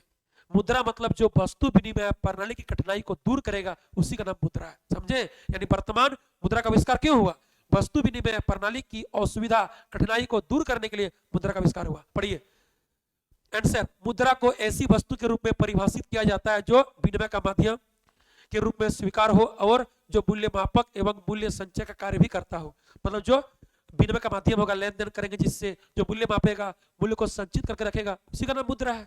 हम लोग लिख सकते हैं यहाँ पर दूसरे शब्दों में, दूसरे शब्दों में, ठीक है, दूसरे शब्दों में, दूसरे शब्दों में क्या लिखेंगे बोलिए तो, मुद्रा वह वस्तु है जो वस्तु विनिमय प्रणाली की कठिनाई को दूर करता है। क्या बोले, मुद्रा वह वस्तु है जो वस्तु विनिमय प्रणाली की कठिनाई को, कमियों को दूर करता है। उसी के लिए मुद्रा का आविष्कार हुआ, वस्तु विनिमय प्रणाली की कठिनाई को दूर करने के लिए। आगे पढ़िए, देखिए आगे क्या है, मुद्रा के कार्य फंक्शन ऑफ मनी। तो मुद्रा के कार्य को दो भागों में बांटा गया है, दो भागों में बांटा गया है। पहला है प्राथमिक कार्य, प्राइमरी फंक्शन, मतलब मेन फंक्शन। बोलिए पहला मैंने क्या, पहला मैंने क्या होता है, मेन फंक्शन यानी प्राथमिक कार्य यानी आवश्यक कार्य। और दूसरा होगा गौण कार्य, माने सेकेंडरी फंक्शन, द्वितीयक कार्य। जो कार्य बच गया वो हो गया सेकेंडरी, द्वितीयक कार्य, उसको बोलेंगे गौण कार्य। और जो पहला जो मेन काम है उसको बोलेंगे प्राथमिक कार्य। पढ़िए पहला, देखिए ए पढ़िए, प्राथमिक कार्य प्राइमरी फंक्शन। मुद्रा के प्राथमिक कार्यों को मुख्य कार्य या आवश्यक कार्य या मौलिक कार्य भी कहा जाता है। क्या बोला कि प्राथमिक कार्य हो गया मेन फंक्शन, मुख्य कार्य, आवश्यक कार्य, मौलिक कार्य, समझे, इसी को बोलेंगे प्राथमिक कार्य। तो मुद्रा के दो प्राथमिक कार्य है, पहला एक है विनिमय का माध्यम, माने लेन देन का माध्यम, और दूसरा क्या है, देखिए दूसरा है मूल्य का संचय, मूल्य का मापक। क्या है, मूल्य का मापक, याद रखिएगा। पहला हम लोग मुद्रा के द्वारा लेन देन करते हैं विनिमय, और दूसरा मुद्रा मूल्य को मापता है। बोलिए अभी प्रत्येक वस्तु सेवा का मूल्य मुद्रा में व्यक्त किया जाता है, ठीक है। कपड़ा 200 रुपया मीटर, चीनी 50 रुपया किलो, कलम 10 रुपया पीस, तो सब मुद्रा में व्यक्त हो रहा है। बोलिए विनिमय का माध्यम, मुद्रा विनिमय के माध्यम के रूप में कार्य करती है, लेन देन का माध्यम। आधुनिक अर्थव्यवस्था का आधार विनिमय ही है और विनिमय का संपूर्ण कार्य अभी मुद्रा के माध्यम से ही किया जाता है। बोलिए हाँ कि ना। अभी जो आधुनिक अर्थव्यवस्था जो हम लोग जी रहे हैं, अभी आधुनिक काल जो मॉडर्न इकोनॉमी है, देखिए चारों तरफ लेन देन हो रहा है, वस्तु सेवा का लेन देन हो रहा है, किसके द्वारा, मुद्रा के द्वारा, समझे। पहले होता था वस्तु विनिमय प्रणाली, उसमें बहुत सारा कठिनाई था, परेशानी था, दोहरे सहयोग का अभाव था, दोनों तरफ से दोस्ती नहीं बन पाता था। कभी मेरा आपके पास है तो आपका वाला मेरे पास नहीं है, आपका वाला मेरे पास है तो मेरा वाला आपके पास नहीं है, कभी है तो जितना चाहिए उतना नहीं है, कभी है तो दूर दूर है, कभी है तो दोनों लेन देन के लिए तैयार नहीं है, झगड़ा है पहले से, बड़ी दिक्कत, बहुत सारा दिक्कत। तो बोलिए वही बोल रहा है कि मुद्रा विनिमय के माध्यम के रूप में कार्य करता है, लेन देन का माध्यम है। आधुनिक अर्थव्यवस्था का आधार विनिमय है, चारों तरफ लेन देन चल रहा है, और विनिमय का संपूर्ण कार्य अभी मुद्रा के द्वारा ही किया जाता है। पढ़िए प्राचीन समय में यानी पहले के समय में वस्तु विनिमय प्रणाली का प्रचलन था। इस प्रणाली में प्रत्यक्ष रूप से वस्तुओं का आदान प्रदान किया जाता था, किंतु इस प्रणाली में दोहरे सहयोग का अभाव के होने के कारण, दोहरे सहयोग का अभाव था, उसके होने के कारण विनिमय के कार्य में बहुत अधिक कठिनाई होती थी। मुद्रा का आविष्कार से वस्तु विनिमय प्रणाली की यह कठिनाई दूर हो गई। याद रखिएगा कि आपको एग्जाम में क्वेश्चन देगा, मुद्रा विनिमय का माध्यम है, स्पष्ट कीजिए, दे देगा 3 नंबर में, दे देगा 2 नंबर में, मुद्रा विनिमय का माध्यम है, स्पष्ट कीजिए, तो लिखना है यहाँ से लेकर यहाँ तक, समझे कि प्राचीन समय में वस्तु विनिमय प्रणाली का प्रचलन था। इस प्रणाली में डायरेक्ट रूप से वस्तु के बदले आदान प्रदान किया जाता था, किंतु इस प्रणाली में दोहरे सहयोग का अभाव था। बोल तो दिए, मेरा वाला आपके पास नहीं है, आपका वाला है लेकिन मेरा वाला नहीं है, मेरा वाला है आपका वाला नहीं है, बहुत दिक्कत। दोहरे सहयोग का अभाव होने के कारण विनिमय के कार्य में बहुत अधिक कठिनाई होती थी। मुद्रा का आविष्कार से ये कठिनाई अब दूर हो गई है, समझे। आगे पढ़िए, देखिए अगला क्या है, अगला है 2, देखिए 2 पढ़िए, मूल्य का मापक। क्या बोला, मूल्य का मापक यानी मूल्य को मापना। मुद्रा मूल्य मापन का कार्य करती है, अर्थात मुद्रा के द्वारा वर्तमान में प्रत्येक वस्तु का मूल्य को मापा जा सकता है। वस्तु विनिमय प्रणाली में मूल्य का कोई मापदंड नहीं था। मैंने हम क्या बोले कि वस्तु विनिमय प्रणाली में कोई मापदंड नहीं था कि हम उसको कलम दिए 4 गो, तू हमको किताब देगा तो क्या देगा, कितना किताब देगा, कितना कॉपी देगा। हम उसको दिए 5 किलो आलू, तो हमको प्याज कितना देगा, वो रेट तय नहीं था। मुद्रा आया तो एक रेट तय हो गया ना कि ये इतना रुपया किलो, ये इतना रुपया पीस, ये इतना रुपया मीटर, ये इतना रुपया लीटर। समझे, पढ़िए क्या बोला, वस्तु विनिमय प्रणाली में मूल्य का कोई मापदंड नहीं था, जिसके कारण विनिमय का मूल्य निश्चित करने बहुत अधिक कठिनाई होती थी, परेशानी होती थी। मुद्रा के आविष्कार से यह कठिनाई अब दूर हो गई है। अब मुद्रा आया, प्रत्येक वस्तु के मूल्य को मुद्रा के द्वारा व्यक्त किया जाता है, आप लोग समझते हैं, ठीक है। आगे देखिए सेकेंडरी, वो गया प्राइमरी। देखिए याद रखिएगा, प्राइमरी फंक्शन प्राथमिक कार्य दो है, विनिमय का माध्यम और मूल्य का मापक। अब देखेंगे हम लोग सेकेंडरी फंक्शन, अब देखेंगे द्वितीयक कार्य, ठीक है। क्या देखेंगे, द्वितीयक कार्य। देखिए सेकेंडरी क्या, पढ़िए बी पढ़िए, द्वितीयक कार्य यानी गौण कार्य। क्या बोलेंगे उसको, गौण कार्य, उसको बोलेंगे सहायक कार्य, याद रखिएगा, ठीक है। बोलिए द्वितीयक कार्य या तो गौण कार्य या तो सहायक कार्य, इसको बोलेंगे सेकेंडरी फंक्शन। क्या बोलेंगे इसको, इसको बोलेंगे हम लोग सेकेंडरी फंक्शन, इसको बोलेंगे सेकेंडरी फंक्शन। क्लियर है, सेकेंडरी फंक्शन। देखिए मुद्रा के गौण कार्यों के अंतर्गत वे सभी कार्य आते हैं जो जो जो मुद्रा के प्राथमिक कार्यों की सहायता के लिए किए जाते हैं, इसीलिए इन कार्यों को सहायक कार्य भी कहा जाता है। याद रखिएगा, मुद्रा का जो गौण कार्य, गौण कार्य, गौण कार्य मतलब कि दूसरा कार्य, जो कार्य बच गया, तो प्राथमिक कार्यों की सहायता के लिए जो कार्य किया जाता है एक्स्ट्रा, उसको बोलेंगे गौण कार्य या सहायक कार्य या सेकेंडरी फंक्शन, द्वितीयक कार्य।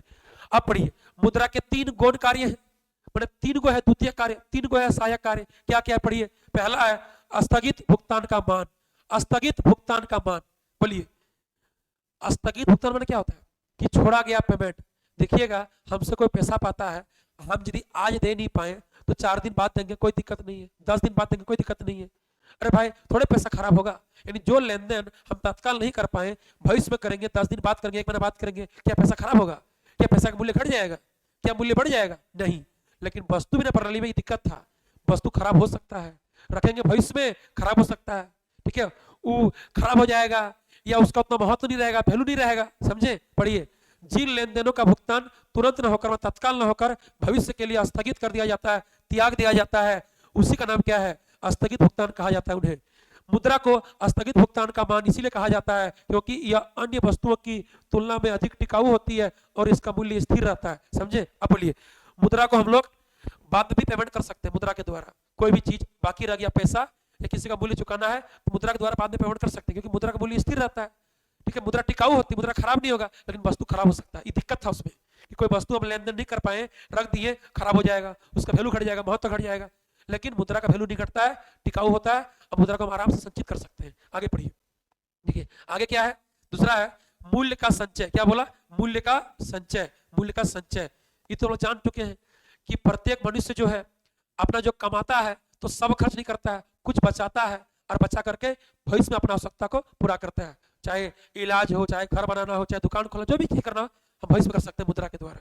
लेकिन वस्तु विनिमय प्रणाली में हम प्रत्येक वस्तु को संचित नहीं कर सकते, वो खराब हो सकता है, उसका मूल्य घट सकता है, लेकिन मुद्रा का मूल्य घटेगा नहीं, बढ़ेगा नहीं, खराब नहीं होगा, टिकाऊ है। पढ़िए प्रत्येक मनुष्य की यह प्रवृत्ति, टेंडेंसी होती है कि वह अपनी वर्तमान आय में से भविष्य के लिए कुछ बचाकर संचित रखना चाहती है ताकि वह अपनी भविष्य की आवश्यकताओं को पूरा कर सके। मुद्रा में यह गुण उपस्थित है। क्या बोला, मुद्रा में यह गुण क्या है, उपस्थित है। देखिए क्योंकि इसकी उपयोगिता कभी नष्ट नहीं होती है, जिसके कारण कभी भी आवश्यकता अनुसार वस्तुएं एवं सेवाएं प्राप्त की जा सकती। अब बोलिए हम लोग मुद्रा को इकट्ठा कर सकते हैं, संचित कर सकते हैं, ये खराब नहीं होगा, इसका मूल्य हमेशा क्या रहता है, स्थिर रहता है, ठीक है, ये टिकाऊ होता है।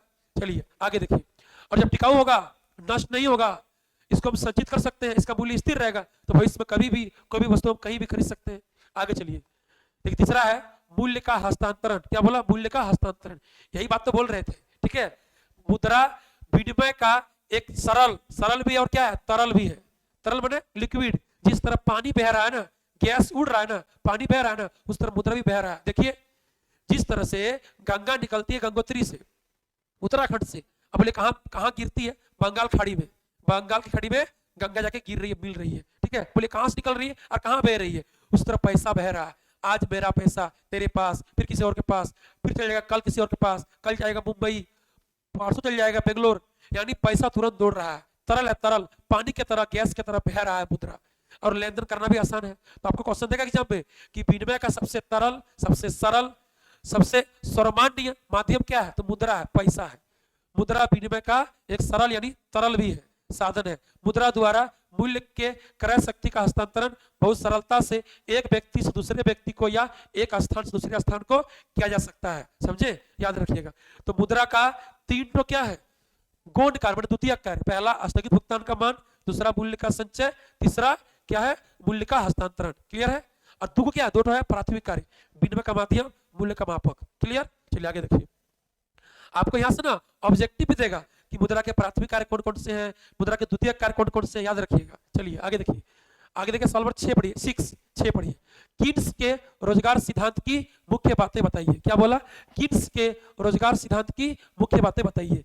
जैक 2018 2020। ठीक है, थोड़ा पानी पी लेते हैं। देखिए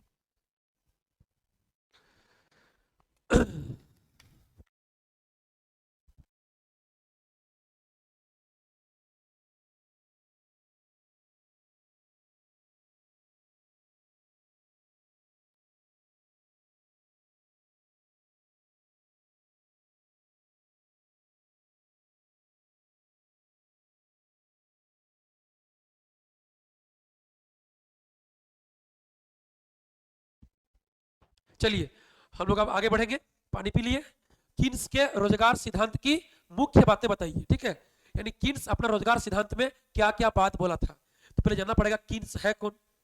ठीक है, तो याद रखिएगा किन्स है ब्रिटिश अर्थशास्त्री, माने इंग्लैंड का। याद रखिएगा इंग्लैंड का अर्थशास्त्री, ब्रिटिश। ठीक है, तो इंग्लैंड के अर्थशास्त्री जो क्या बोलते हैं, जे एम किन्स है, जॉन मेनार्ड किन्स। वह 1936 में अपना एक पुस्तक लिखा था रोजगार सिद्धांत को लेकर के। उस पुस्तक का नाम क्या था? The general theory of employment, interest and money. जो 20वीं शताब्दी में, मतलब जब 1900 से 2000 का दौर चल रहा था, 20वीं शताब्दी उसी को बोलेंगे। अभी हम लोग कहाँ जी रहे हैं? अभी जी रहे हैं 2026 में। ये क्या है? ये होगी आपका 21वीं शताब्दी, 21वीं 21 शताब्दी है, 21 सेंचुरी है। लेकिन हम लोग जब बात करेंगे 1900 से 2000 का, तो उसको बोलेंगे 20 सेंचुरी, यानी 20वीं शताब्दी। तो 20वीं शताब्दी में ये जो किन्स का पुस्तक है, एक सर्वश्रेष्ठ पुस्तक माना जाता है। ठीक है, इंग्लैंड के प्रसिद्ध अर्थशास्त्री जॉन मेनार्ड किन्स, जे एम किन्स ने 1936 में अपनी पुस्तक the general theory of employment, interest and money प्रकाशित की, जो 20वीं शताब्दी में यानी 20 सेंचुरी में अर्थशास्त्र की एक सर्वश्रेष्ठ पुस्तक मानी जाती है। याद रखिएगा। अब समझिएगा ये अपना पुस्तक में रोजगार सिद्धांत को लेकर के क्या क्या बात बताया है। देखिए किन्स के रोजगार सिद्धांत की मुख्य बातें इस प्रकार है। देखिए क्वेश्चन इंपॉर्टेंट है, 18 में आया, 20 में आया है और उसके बाद नहीं आया है, इसलिए क्वेश्चन इंपॉर्टेंट है ये।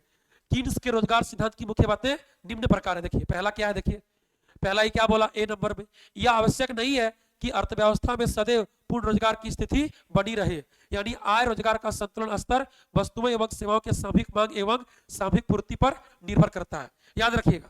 किन्स से पहले, देखिए किन्स से पहले, किन्स अपना किताब कब लाया? 1936 में।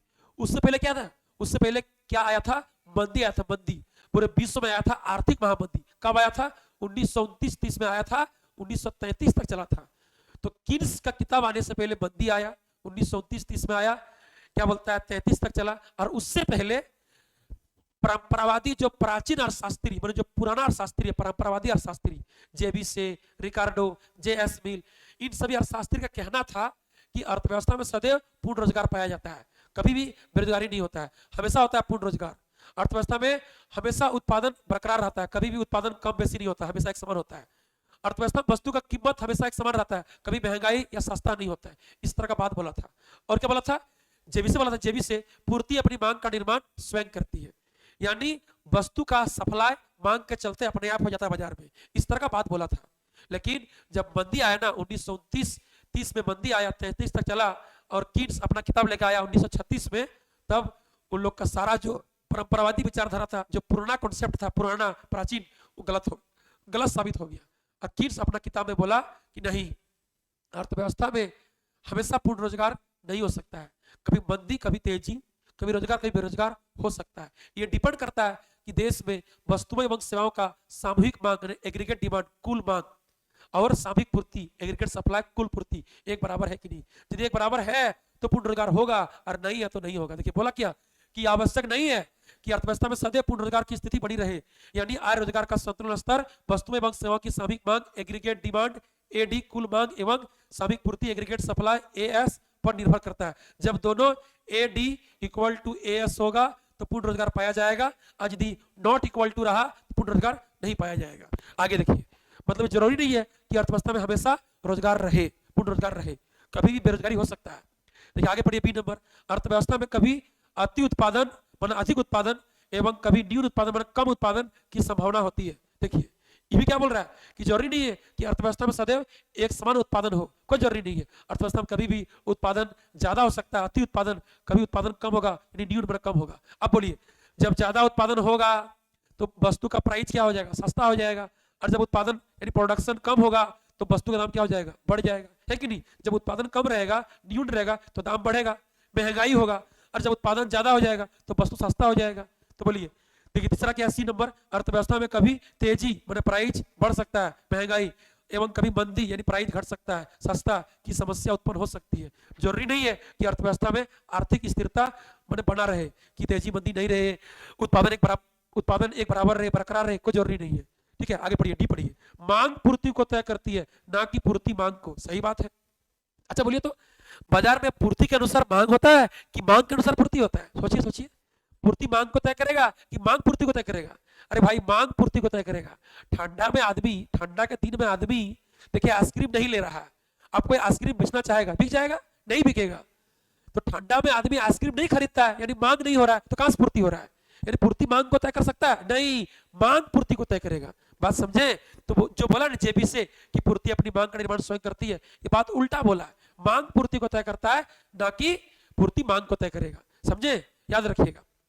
चलिए, तो मांग पूर्ति को तय करती है ना कि पूर्ति मांग को। देखिए हम लोग ठंडा के दिन में खरीद रहे हैं स्वेटर जैकेट, तो मांग कर रहे हैं तो पूर्ति कोई कर रहा है। फिर गर्मी आएगा, कर देंगे आइसक्रीम कोल्ड ड्रिंक्स, मांग करेंगे तो पूर्ति होगा। तो मांग से पूर्ति होगा ना कि पूर्ति से मांग। चलिए आगे पढ़िए, आगे देखिए, देखिए आगे है, देखिए ई पढ़िए, ई, इस सिद्धांत के मुताबिक बेरोजगारी का कारण प्रभावी मांग की कमी होती है। बोलिए बेरोजगारी क्यों होता है?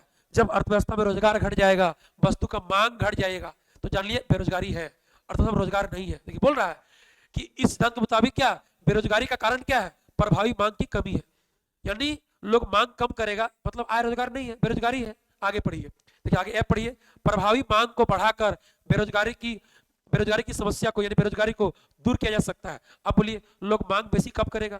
जब उसका आय रोजगार बढ़ेगा, जब उसके पास पैसा बढ़ेगा तो वस्तु अधिक खरीदेगा, और जब मांग बढ़ जाएगा तो बेरोजगारी दूर हो जाएगा। क्योंकि जब मांग बढ़ेगा तो वस्तु अधिक बिकेगा, बाजार में अधिक बिकेगा तो कंपनी वस्तु अधिक बनाएगा, अधिक बनाने के लिए अधिक कच्चा माल, अधिक जमीन, अधिक बिल्डिंग, अधिक पूंजी, अधिक लेबर लगाएगा। तो जब अधिक लेबर लगाएगा तो अधिक लेबर को काम मिलेगा, तो जो बेरोजगारी था वो रोजगार में हो जाएगा कन्वर्ट, यानी बेरोजगार दूर हो जाएगा, रोजगार मिल जाएगा लोगों को। क्योंकि वस्तु अधिक बेचने के लिए अधिक बनाना पड़ता है, अधिक बनाने के लिए अधिक लेबर लगाना पड़ता है, अधिक लेबर लगाएगा तो अधिक काम मिलेगा, तो बेरोजगार हो जाएगा, रोजगार में कन्वर्ट। पढ़िए, अब देखिए वही बोल रहा है कि मांग को बढ़ाकर बेरोजगारी को दूर किया जा सकता है। आगे पढ़िए, देखिए जी पढ़िए, प्रभावी मांग बढ़ने पर अर्थव्यवस्था में उत्पादन बढ़ता है, हाँ कि ना? देखिए हम लोग यदि मांग बढ़ाएंगे, वस्तु अधिक खरीदेंगे, ऑटोमेटिक उत्पादन बढ़ेगा, और बढ़ा हुआ उत्पादन ज्यादा रोजगार पैदा करेगा। जब उत्पादन बढ़ेगा तो बेसी लेबर लगाएंगे, बेसी कच्चा माल खरीदेंगे किसान से, तो किसान को रोजगार मिल गया, लेबर को काम मिल गया। ठीक है, आप पढ़िए, आई पढ़िए, देखिए आई, किन्स के अनुसार कुल आय बराबर कुल उपभोग व्यय प्लस निवेश व्यय होता है। समझे? यानी हम लोग जो कमाते हैं ना, जो हम लोग कमाते हैं कुल आय, तो कुछ खर्च करते हैं खाने पीने में, पहनने ओढ़ने में, और कुछ जो बचाते हैं ना तो खर्च करते हैं निवेश में, यानी कोई काम में खर्च करते हैं। तो कुल आय क्या है? वो खाने पीने में उपभोग व्यय, और जो बच गया उठो निवेश व्यय। यही है किन्स का थ्योरी, सब बात लिख दीजिएगा। समझे? आगे चलिए, हम लोग बढ़ जाएंगे आगे। आगे देखिएगा, देखिए आगे पढ़िए, आगे देखिए सवाल नंबर 7, विनिमय दर क्या है? विनिमय दर का निर्धारण कैसे होता है? एकदम 2026 याद रखिएगा, सब सवाल इंपॉर्टेंट है, सारा सवाल इंपॉर्टेंट। ठीक है, विनिमय दर में एक्सचेंज रेट क्या है? विनिमय दर का निर्धारण कैसे होता है? देखिए हम लोग क्या पढ़े कि बाजार में कीमत तय कहां होता है? जहां वस्तु का मांग पूर्ति बराबर होता है, जहां क्रेता खरीदने के लिए मैंने डिमांड, और विक्रेता बेचने के लिए सप्लाई, दोनों बराबर करेगा, वहीं पर कीमत तय होगा। उसी तरह से ना विदेशी विनिमय बाजार में विनिमय दर यानी विदेशी विनिमय दर वही तय होगा जहां विदेशी मुद्रा का मांग पूर्ति बराबर होगा, एकदम सेम टू सेम वही ग्राफ बनेगा, कैंची बनेगा, कैंची देख लीजिए। विदेशी विनिमय दर, अच्छा पहले बोला विनिमय दर क्या है, पहले क्या बोला है, विनिमय दर क्या है, तो देखिए विनिमय दर मतलब बोलता है कि एक देश की मुद्रा की एक इकाई के बदले दूसरा देश की मुद्रा की कितनी इकाई मिल सकती है, उसको बोलेंगे विदेशी विनिमय दर। जैसे अभी क्या है, अमेरिका का $1 में भारत का 90 रुपीस है या 91 रुपीस है या 92 रुपीस है। तो ये एक रेट है कि जब हम अमेरिका से वस्तु खरीदेंगे, मान के चलिए खरीदेंगे $1 का सामान खरीदेंगे, तो इंडिया के व्यक्ति को देना पड़ेगा 91 रुपीस, 92 रुपीस या 90 रुपीस देना पड़ेगा, समझे। यदि खरीदेंगे $2 का सामान तो देना पड़ेगा 182 रुपया, समझे, भारत के आदमी को। इसको उल्टा कीजिए, यदि अमेरिका का लोग भारत का कोई सामान खरीदेगा, मान के चलिए कि 910 रुपया का कोई सामान खरीदेगा, तो हमको देगा $10, कितना देगा, $10, क्योंकि $1 में कितना है 91 रुपया, तो 910 रुपया कितना हो जाएगा, $10। तो इस तरह से तो दो देश जब आपस में आयात निर्यात करता है ना, वस्तु खरीदता बेचता है, तो दोनों देश का मुद्रा का एक रेट तय होता है कि मेरा देश का मुद्रा का एक इकाई में तुम कितना देगा, तुम्हारा देश का मुद्रा का एक इकाई में हम कितना देंगे, समझे। पढ़िए, विदेशी विनिमय दर वह दर है जिस पर एक देश की एक मुद्रा इकाई का दूसरे देश की मुद्रा इकाई में विनिमय किया जाता है। यानी विदेशी विनिमय दर यह बताती है कि एक देश की मुद्रा की एक इकाई के बदले दूसरे देश की मुद्रा की कितनी इकाई मिल सकती है, समझे। देखिए एग्जांपल के उदाहरण के लिए, एक अमेरिकन डॉलर बराबर 90 भारतीय रुपये, यानी $1 इक्वल टू कितना भी है, लगभग 90 है, ठीक है, 91 बोल सकते हैं। ये तो बढ़ते घटते रहेगा ना, तो डिमांड सप्लाई चेंज होगा तो घटेगा बढ़ेगा ये। तो यही होगा विदेशी विनिमय दर कि एक देश का मुद्रा का एक इकाई के बदले दूसरा देश का मुद्रा का कितना इकाई मिल सकता है। क्लियर है, आगे पढ़िए। देखिए आगे चलिए, अब देखेंगे विदेशी विनिमय दर का निर्धारण। तो आपको पहले ही बोल दिए, विदेशी विनिमय दर का निर्धारण उसी तरह से होगा जिस तरह से बाजार में कीमत तय होता है। तो बोलिए बाजार में कीमत तय कैसे होता है, जहां वस्तु का खरीदारी करने वाला क्रेता मांग करने के लिए तैयार होगा और बिक्री करने वाला विक्रेता वस्तु बेचने के लिए तैयार होगा, मांग पूर्ति बराबर डिमांड सप्लाई, वहीं पर दाम तय होगा। तो यहाँ पर भी वैसे ही है, विदेशी विनिमय बाजार में विनिमय दर का निर्धारण उसी बिंदु पर होगा जहां पर विदेशी मुद्रा का मांग और पूर्ति आपस में क्या होगा, बराबर होगा। पढ़िए, जिस प्रकार से बाजार में किसी वस्तु की कीमत का निर्धारण वस्तु की मांग एवं पूर्ति दोनों की शक्तियों द्वारा होता है, ठीक उसी प्रकार विदेशी विनिमय बाजार में विनिमय दर का निर्धारण विदेशी मुद्रा की मांग एवं पूर्ति की शक्तियों द्वारा होता है। जिस बिंदु पर विदेशी मुद्रा की मांग वक्र टीडी एवं विदेशी मुद्रा की पूर्ति वक्र एसएस एक दूसरे के बराबर होती है या एक दूसरे को प्रतिच्छेद करती है, ठीक उसी बिंदु पर विनिमय दर का निर्धारण होता है, समझे। चलिए, एकदम उसी तरह है, जिस तरह कीमत तय होता है उस तरह विनिमय दर तय होता है। विदेशी मुद्रा की मांग और विदेशी मुद्रा की पूर्ति, मतलब टीडी और एसएस, मांग वक्र पूर्ति वक्र आपस में जहां मिलेगा प्रतिच्छेद करेगा, वहीं पर विदेशी विनिमय दर तय होगा, संतुलित विनिमय दर तय होगा। देखिए आप समझिए, रेखा चित्र बना ग्राफ द्वारा स्पष्टीकरण। अब ग्राफ बनाएंगे, देखिए ग्राफ को समझिएगा। देखिए यहाँ पर देखिए अब ग्राफ बन रहा है, ये आपका एक्स हो गया, ये क्या हो गया आपका वाई हो गया। बोलिए इधर क्या होगा, इधर प्राइस नहीं होगा, प्राइस होता है बाजार में कीमत के लिए, वस्तु के दाम के लिए। यहाँ पर क्या है, विनिमय दर ना, यहाँ होगा एक्सचेंज रेट। यहाँ पर क्या हो जाएगा आपका एक्सचेंज रेट हो जाएगा, एक्सचेंज रेट, उसको बोलेंगे विनिमय दर। क्या बोलेंगे उसको, विनिमय दर बोलेंगे, एक्सचेंज रेट बोलेंगे। इधर क्या होगा, इधर हो जाएगा विदेशी मुद्रा की मांग एवं पूर्ति, विदेशी मुद्रा की मांग एवं पूर्ति, याद रखिएगा, मतलब डिमांड एंड सप्लाई, ठीक है। क्वांटिटी इधर होगा विदेशी मुद्रा की मांग पूर्ति की मात्रा, ठीक है, मांग पूर्ति की क्या हो जाएगा, पूर्ति क्या हो जाएगा, मात्रा, ठीक है, उसको बोलेंगे क्वांटिटी। यानी इधर में क्या करेंगे, क्वांटिटी लिखेंगे। क्वांटिटी किसका, क्वांटिटी तो डिमांड और सप्लाई का, विदेशी मुद्रा की मांग और पूर्ति का। आप बोलिए फिर वही चीज करेंगे, मांग वक्र का ढाल बाएं से दाएं नीचे की ओर, पूर्ति वक्र का बाएं से दाएं ऊपर की ओर। बोलिए डी डी हो गया आपका डिमांड कर्व मांग वक्र विदेशी मुद्रा की मांग, एस एस हो गया आपका पूर्ति वक्र यानी सप्लाई कर्व विदेशी मुद्रा की पूर्ति। जहां पर मिला इक्विलिब्रियम पॉइंट, इक्विलिब्रियम पॉइंट क्या हो जाएगा, डिमांड इक्वल टू हो जाएगा सप्लाई, क्या हो जाएगा डिमांड इक्वल टू, क्या हो जाएगा डिमांड इक्वल टू हो जाएगा सप्लाई। जहां पर मिला वहां पर देखिए इक्विलिब्रियम रेट तय हो गया, यानी विनिमय दर संतुलित विनिमय दर देखिए तय हो गया। क्या बोलेंगे उसको, उसको बोलेंगे ओ आर, क्या बोलेंगे ओ आर। और जिस क्वांटिटी में हुआ उसको बोलेंगे इक्विलिब्रियम क्वांटिटी, ओ क्यू हो गया, यानी संतुलित मात्रा हुआ, ये संतुलित विनिमय दर हो गया। रेट आर में क्या है, रेट, रेट एक्सचेंज रेट है ना, तो आर में रेट हुआ। और ये आपका हो गया इक्विलिब्रियम पॉइंट, संतुलन बिंदु जहां पर डिमांड सप्लाई क्या हो गया, बराबर हो गया। बस अब समझिए कि जब रेट बढ़ेगा तो क्या होगा, देखिए देखिए रेट बढ़ गया, बोलिए रेट बढ़ेगा यानी R1, देखिए रेट बढ़ गया, बोलिए तो रेट बढ़ने से कौन खुश होगा, सप्लाई करने वाला कि डिमांड करने वाला, खरीदने वाला कि बेचने वाला। तो रेट बढ़ने से बेचने वाला, सप्लाई करने वाला खुश होगा, खरीदने वाला खुश नहीं होगा, यानी लोग खरीदना कम चाहेगा लेकिन बेचने वाला अधिक चाहेगा। समझे, देखिए पढ़िए, देखिए बढ़िया से देखिएगा, देखिए जैसे रेट बढ़ गया, देखिए सप्लाई देखिए क्या हो गया, देखिए सप्लाई देखिए बढ़ गया, और देखिए डिमांड क्या हो गया, देखिए घट गया। देखिए ई क्या डिमांड है, ई क्या सप्लाई है, देखिए सप्लाई बढ़ गया और डिमांड घट गया, मतलब यहाँ पर सप्लाई ज्यादा है डिमांड से। ये जो एरिया है ए बी नाम दे दीजिए, ए बी, देखिए नाम दे दीजिए ए बी, ये क्या देखिए सप्लाई ज्यादा है डिमांड से, इसको बोलेंगे एक्सेस सप्लाई। क्या बोलेंगे इसको, एक्सेस सप्लाई बोलेंगे, एक्सेस सप्लाई। क्लियर है, अब समझिए जब रेट घटेगा तो क्या होगा, बोलिए रेट जब घट जाएगा R2 हो जाएगा, R2 जब रेट घटेगा तो क्या होगा, तो रेट घटने से डिमांड करने वाला खुश होगा, खरीदना लोग अधिक चाहेगा लेकिन बेचने वाला खुश नहीं होगा, बेचना लोग कम चाहेगा। देख लीजिए, देखिए सप्लाई है, देखिए डिमांड है, देखिए डिमांड बढ़ गया, जैसे रेट कम हुआ ना डिमांड बढ़ेगा लेकिन सप्लाई क्या हो जाएगा, घट जाएगा। मतलब यहाँ पर डिमांड ज्यादा किससे, सप्लाई से, इसका नाम दीजिए सी डी, इसका नाम क्या दीजिए सी डी एरिया। यहाँ पर क्या होगा, देखिए डिमांड ज्यादा है सप्लाई कम है, डिमांड ज्यादा सप्लाई से, इसको बोलेंगे एक्सेस डिमांड। क्या बोलेंगे इसको, इसको बोलेंगे एक्सेस डिमांड, एक्सेस डिमांड का एरिया बोलेंगे। यहाँ पर जब रेट घटेगा तो ज्यादा डिमांड होगा, जब रेट बढ़ेगा तो ज्यादा सप्लाई होगा। क्लियर है, कोई दिक्कत नहीं, हो गया क्लियर। यही तो है आपका रेखा चित्र द्वारा स्पष्टीकरण, जहां पर डिमांड सप्लाई इक्वल हुआ, इक्विलिब्रियम पॉइंट ई पर डिमांड सप्लाई इक्वल, वहीं पर संतुलित विनिमय दर OR तय हुआ और क्वांटिटी क्या हो गया OQ। समझे, बाकी तो R1 बढ़ा हुआ चीज है जहां पर डिमांड कम सप्लाई ज्यादा, R2 घटा हुआ रेट है जहां पर डिमांड ज्यादा सप्लाई कम। समझे, आगे चलिए, आगे देखिए, उपरोक्त चित्रानुसार बिंदु ई पर विदेशी मुद्रा की मांग वक्र DD एवं विदेशी मुद्रा की पूर्ति वक्र SS एक दूसरे के बराबर होती है, जहां OR संतुलित विनिमय दर का निर्धारण होता है। देख लीजिए, देखिए यही बात तो है कि इक्विलिब्रियम पॉइंट जो ई है वहां पर DDSS बराबर होता है, जहां पर संतुलित विनिमय दर OR तय होता है और क्वांटिटी OQ है। कोई दिक्कत है, बोलिए, कोई दिक्कत होना ही नहीं चाहिए। समझे, आगे बढ़िए, देखिए हम लोग अब आगे बढ़ जाएंगे। देखिए अगला सवाल पढ़िए, देखिए आगे सवाल क्या है, देखिए आपका अंतिम सवाल है 5 नंबरिया, ये आपका अंतिम सवाल होगा 5 नंबरिया।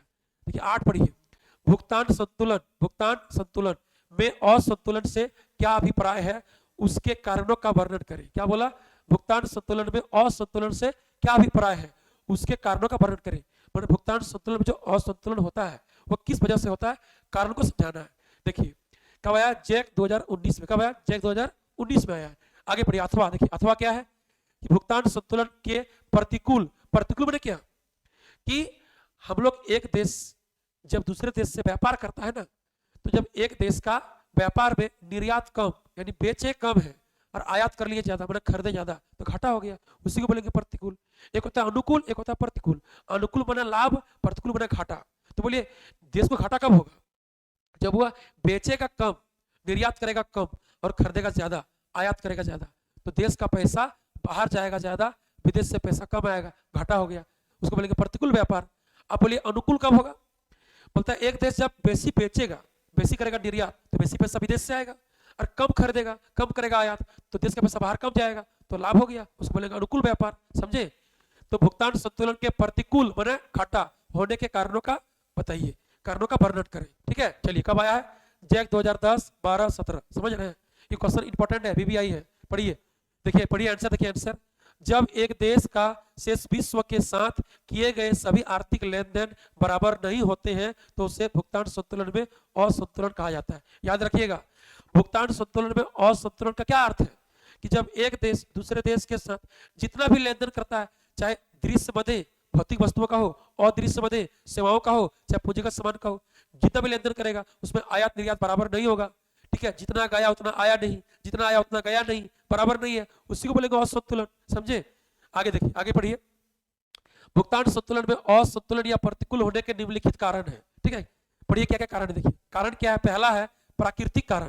क्या है, प्राकृतिक कारण, यानी प्राकृतिक आपदाओं जैसे बाढ़, सूखा, अकाल, भूकंप आदि के कारण आयातों में वृद्धि होती है, जिसके कारण भुगतान संतुलन में असंतुलन उत्पन्न होता है। अब बात को समझिएगा, जब कोई देश में प्राकृतिक आपदा आता है जैसे बाढ़, भूकंप, सूखा, अकाल, कोरोना, महामारी, बीमारी, कोई भी चीज, कोई भी हो गया एक्सीडेंट, ठीक है, कोई भी बड़ा इंसिडेंट हो गया, देश में समस्या आ गया, तो उन अपना देश को बचाने के लिए वहां का सरकार विदेश से मांगता है हेल्प, यानी विदेश से बहुत सारा वस्तु खरीदता है, आयात करता है। तो जब विदेश से बहुत सारा वस्तु खरीदेंगे, आयात करेंगे, तो देश का पैसा बाहर चल जाएगा। और उस टाइम में हम विदेश में वस्तु बेच नहीं पाएंगे, क्योंकि मेरे देश में तो खुद कष्ट है, खुद दिक्कत आ गया है, तो वस्तु हम बेच नहीं पाएंगे या कम बेचेंगे, पैसा कम आएगा। लेकिन देश को बचाने के लिए, देश को सुरक्षित के लिए हम वैसी वस्तु खरीदेंगे, आयात करेंगे, तो देश का पैसा अधिक बाहर चल जाएगा। तो जब पैसा अधिक बाहर जाएगा, बाहर से कम आएगा, तो घाटा हो गया ना, हो गया असंतुलन। तो वही बोल रहा है कि जब प्राकृतिक आपदा आता है देश में, बाढ़, सूखा, भूकंप, अकाल, तो आयात बढ़ता है, हम लोग वैसी वस्तु मंगाते हैं, खरीदते हैं, तो देश का पैसा अधिक बाहर जाता है। तो भुगतान संतुलन क्या हो गया, असंतुलन हो गया, घाटा हो गया। ठीक है, आगे पढ़िए। यानी कम बेच पाए, वैसी खरीद लिए। आगे देखिए, देखिए सेकंड क्या है, आर्थिक कारण। क्या है, आर्थिक कारण, मैंने आय रोजगार को लेकर, मैंने बिजनेस व्यापार को लेकर, उसी को बोलेंगे आर्थिक कारण। देखिए पहला क्या है, ए नंबर, विकास व्यय। विकास व्यय मतलब जो देश विकासशील है, तो विकासशील देश अपना देश में अधिक विकास खर्च के लिए विदेश से वस्तु खरीदता है, मंगाता है। मतलब जो देश, जो चीज विदेश में है, मेरा देश में नहीं है, तो उसको विदेश से खरीदेंगे अपना देश को डेवलप करने के लिए, आगे बढ़ाने के लिए। तो जब खरीदेंगे तो देश का पैसा अधिक बाहर जाएगा। पढ़िए, विकासशील देशों में बड़े पैमाने पर विकास खर्च के लिए भारी मात्रा में आयात किए जाते हैं, यानी विदेश से वस्तु खरीदते हैं, मंगाते हैं। फलस्वरूप भुगतान संतुलन में घाटा उत्पन्न होगा। अब जब वैसी वस्तु खरीदिएगा तो वैसी पैसा बाहर जाएगा, तो लॉस न होगा, कम बेच पाइएगा, वैसी खरीदिएगा, लॉस नहीं होगा। आगे बढ़िए, देखिए बी पढ़िए, व्यापार चक्र। क्या है, व्यापार चक्र।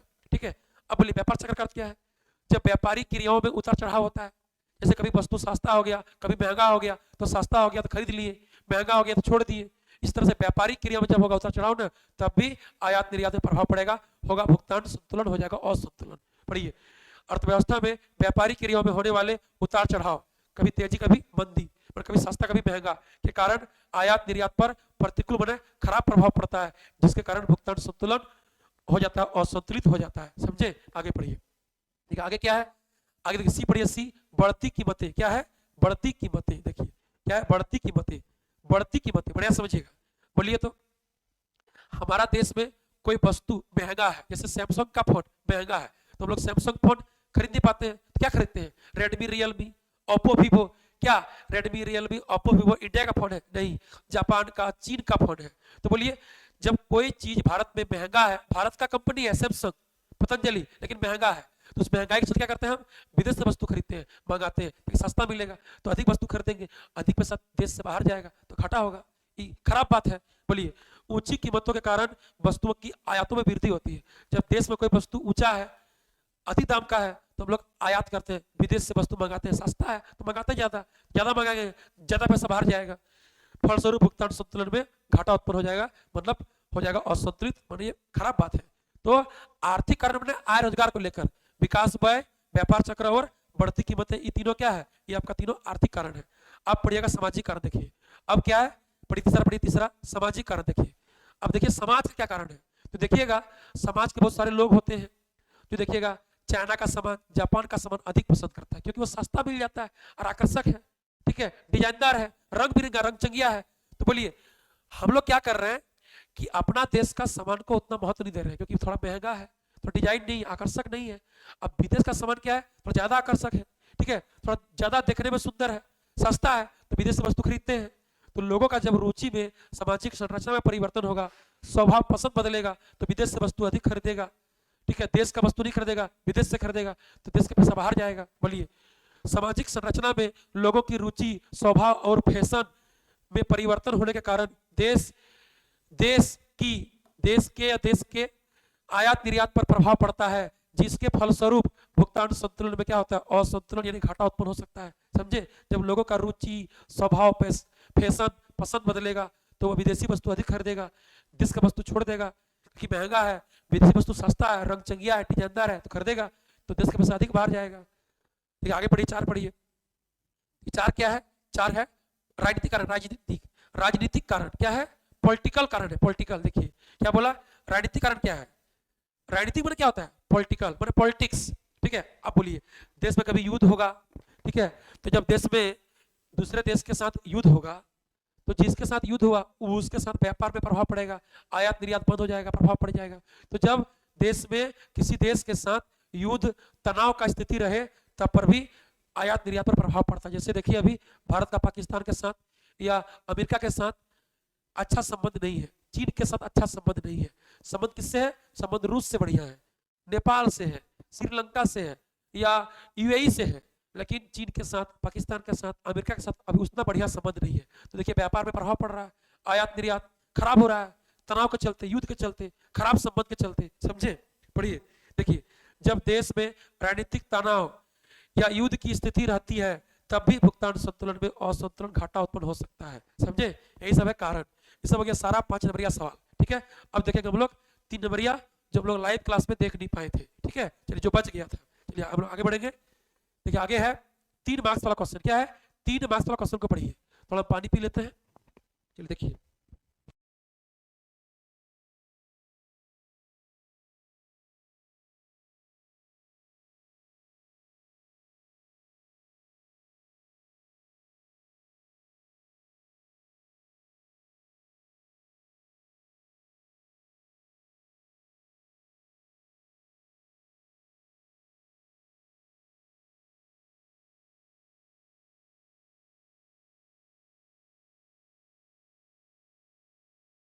चलिए अब देखेंगे आगे। देखिए आगे सवाल आ गया 3 मार्क्स वाला क्वेश्चन जो बच गया था लाइव क्लास में। ठीक है, जो ऑनलाइन क्लास दी थी, लाइव क्लास जो बच गया था वो सब करेंगे कवर। देखिए सवाल नंबर 9 पढ़िए। समष्टि अर्थशास्त्र की दृष्टि से अर्थव्यवस्था के 4 प्रमुख क्षेत्रों का वर्णन करें। क्या बोला? समष्टि अर्थशास्त्र की दृष्टि से अर्थव्यवस्था के 4 प्रमुख क्षेत्रों का वर्णन करें। देखिए क्वेश्चन कहाँ का है? देखिए क्वेश्चन एनसीईआरटी है। क्या है? एनसीईआरटी क्वेश्चन है। समझिएगा, आप लोग जनरली जानते होंगे कि अर्थव्यवस्था के 3 क्षेत्र होते हैं। क्या क्या? प्राथमिक, द्वितीयक, तृतीयक। कृषि संबंधित क्षेत्र यानी प्राथमिक, द्वितीयक मतलब उद्योग क्षेत्र, इंडस्ट्री, उसको बोलेंगे विनिर्माण क्षेत्र, जहां पर कच्चा माल से यानी एक वस्तु से दूसरा नया वस्तु बनाया जाता है। और तीसरा क्या है? तृतीयक क्षेत्र यानी सेवा क्षेत्र, जहां पर प्राथमिक, द्वितीय को जाता है, सर्विस दिया जाता है। ठीक है, यही पढ़े होंगे। ये हो गया व्यष्टि अर्थशास्त्र में, यानी एक एरिया मतलब छोटे अर्थव्यवस्था में 3 क्षेत्र होता है, प्राथमिक, द्वितीयक, तृतीयक, कृषि, उद्योग, सेवा। लेकिन बोलेगा समष्टि अर्थशास्त्र में, देखिए समष्टि अर्थशास्त्र क्या है? एक विशाल अर्थव्यवस्था है, एक बड़ा अर्थव्यवस्था है। ठीक है, संपूर्ण अर्थव्यवस्था है। तो इसमें अर्थव्यवस्था को जाएगा 4 क्षेत्र। कितना होगा? 4 का होगा क्षेत्र। पहला होगा परिवार क्षेत्र, मतलब वही कृषि क्षेत्र का ही नाम है परिवार क्षेत्र। उसको बोलेंगे हाउस होल्ड सेक्टर, उसको बोलेंगे उपभोक्ता क्षेत्र, उपभोग क्षेत्र, उसको बोलेंगे घरेलू क्षेत्र, घरेलू, उसको बोलेंगे घरेलू क्षेत्र, परिवार क्षेत्र। दूसरा क्या है? दूसरा है फर्म क्षेत्र, फर्म यानी फैक्ट्री। अरे वही द्वितीयक, जहां पर कच्चा माल से नया सामान बनता था, वही द्वितीयक का नाम क्या पड़ गया? फर्म क्षेत्र, यानी उसको बोलेंगे उत्पादक क्षेत्र, उसको बोलेंगे फर्म सेक्टर। और तीसरा क्या है? तीसरा है सरकार क्षेत्र।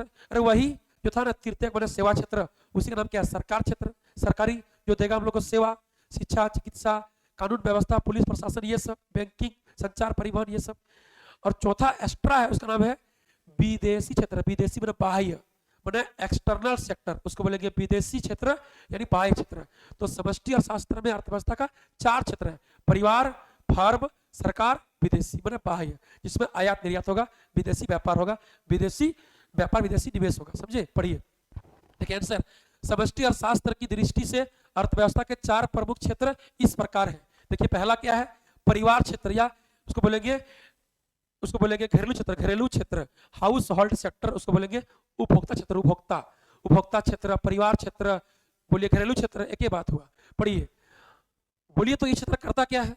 तो ये क्षेत्र अपना क्या बोलता है? कच्चा माल, कृषि वस्तुओं का उत्पादन करता है, बाजार में उसको बेचता है, और बाजार से जो बना हुआ अंतिम वस्तु सेवा है उसको खरीदता है और उपभोग करता है। यही काम है इसका। बोलिए, परिवार क्षेत्र से अभिप्राय अर्थव्यवस्था के उन सभी व्यक्तियों से है जो कृषि संबंधित वस्तुओं का उत्पादन करती है और उन्हें बेचकर अपने उपभोग के लिए अंतिम वस्तुएं एवं सेवाएं खरीदते हैं। सिंपल है, ये अपना खेती बाड़ी करता है, कृषि सामान का उत्पादन करता है, बाजार में उसको बेच देता है, और बाजार में उससे जो नया नया सामान बन के आता है उसको खरीदते हैं और उपभोग करते हैं। कपड़ा पहन रहे हैं, कलम से लिख रहे हैं, ठीक है, भोजन खा रहे हैं। आगे चलिए, देखिए आगे बढ़िए। देखिए क्वेश्चन आपका आया है, पारिवारिक क्षेत्र क्या है? ये आपका दिया है 2024 में, दिया 24 में क्वेश्चन दिया था 2 मार्क्स में। ठीक है, आगे पढ़िए। देखिए सेकेंडरी मतलब दूसरा है उत्पादक क्षेत्र या फर्म क्षेत्र। क्या है? फर्म क्षेत्र। याद रखिएगा, उत्पादक क्षेत्र बोलिए चाहे बोलिए फर्म क्षेत्र, उसको बोलेंगे प्रोड्यूसर एंड फर्म सेक्टर। ठीक है, बोलिए क्या करता है ये? तो उत्पादक क्षेत्र में उन सभी उत्पादक इकाइयों को शामिल किया जाता है जो परिवार क्षेत्र से उत्पत्ति के साधनों को खरीदते हैं, यानी खरीदारी करके वस्तुएं एवं सेवाओं का उत्पादन करते हैं और बाजार में उन्हें बेचकर लाभ कमाते हैं। बोलिए, फर्म या उत्पादक क्षेत्र क्या है?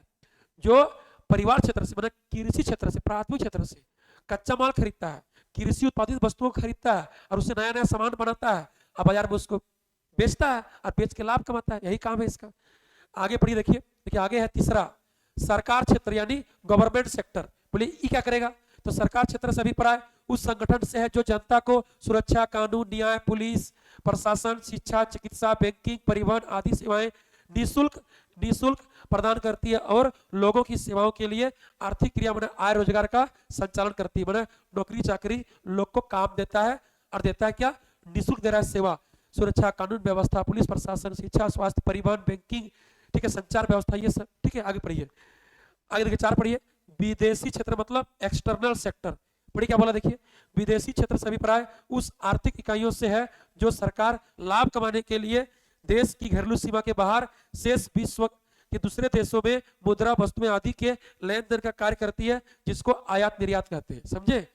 एक देश का सरकार और व्यापारी दूसरे देश के सरकार और व्यापारी के साथ वस्तु सेवा का जब लेन देन करेगा उसको बोलेंगे विदेशी क्षेत्र, उसको बोलेंगे आयात निर्यात, उसको बोलेंगे बाहरी क्षेत्र, बाहरी, उसको बोलेंगे बाह्य क्षेत्र, बाह्य या बोलेंगे बाहरी क्षेत्र। ठीक है, याद रखिएगा, उसको बोलेंगे इंग्लिश में क्या?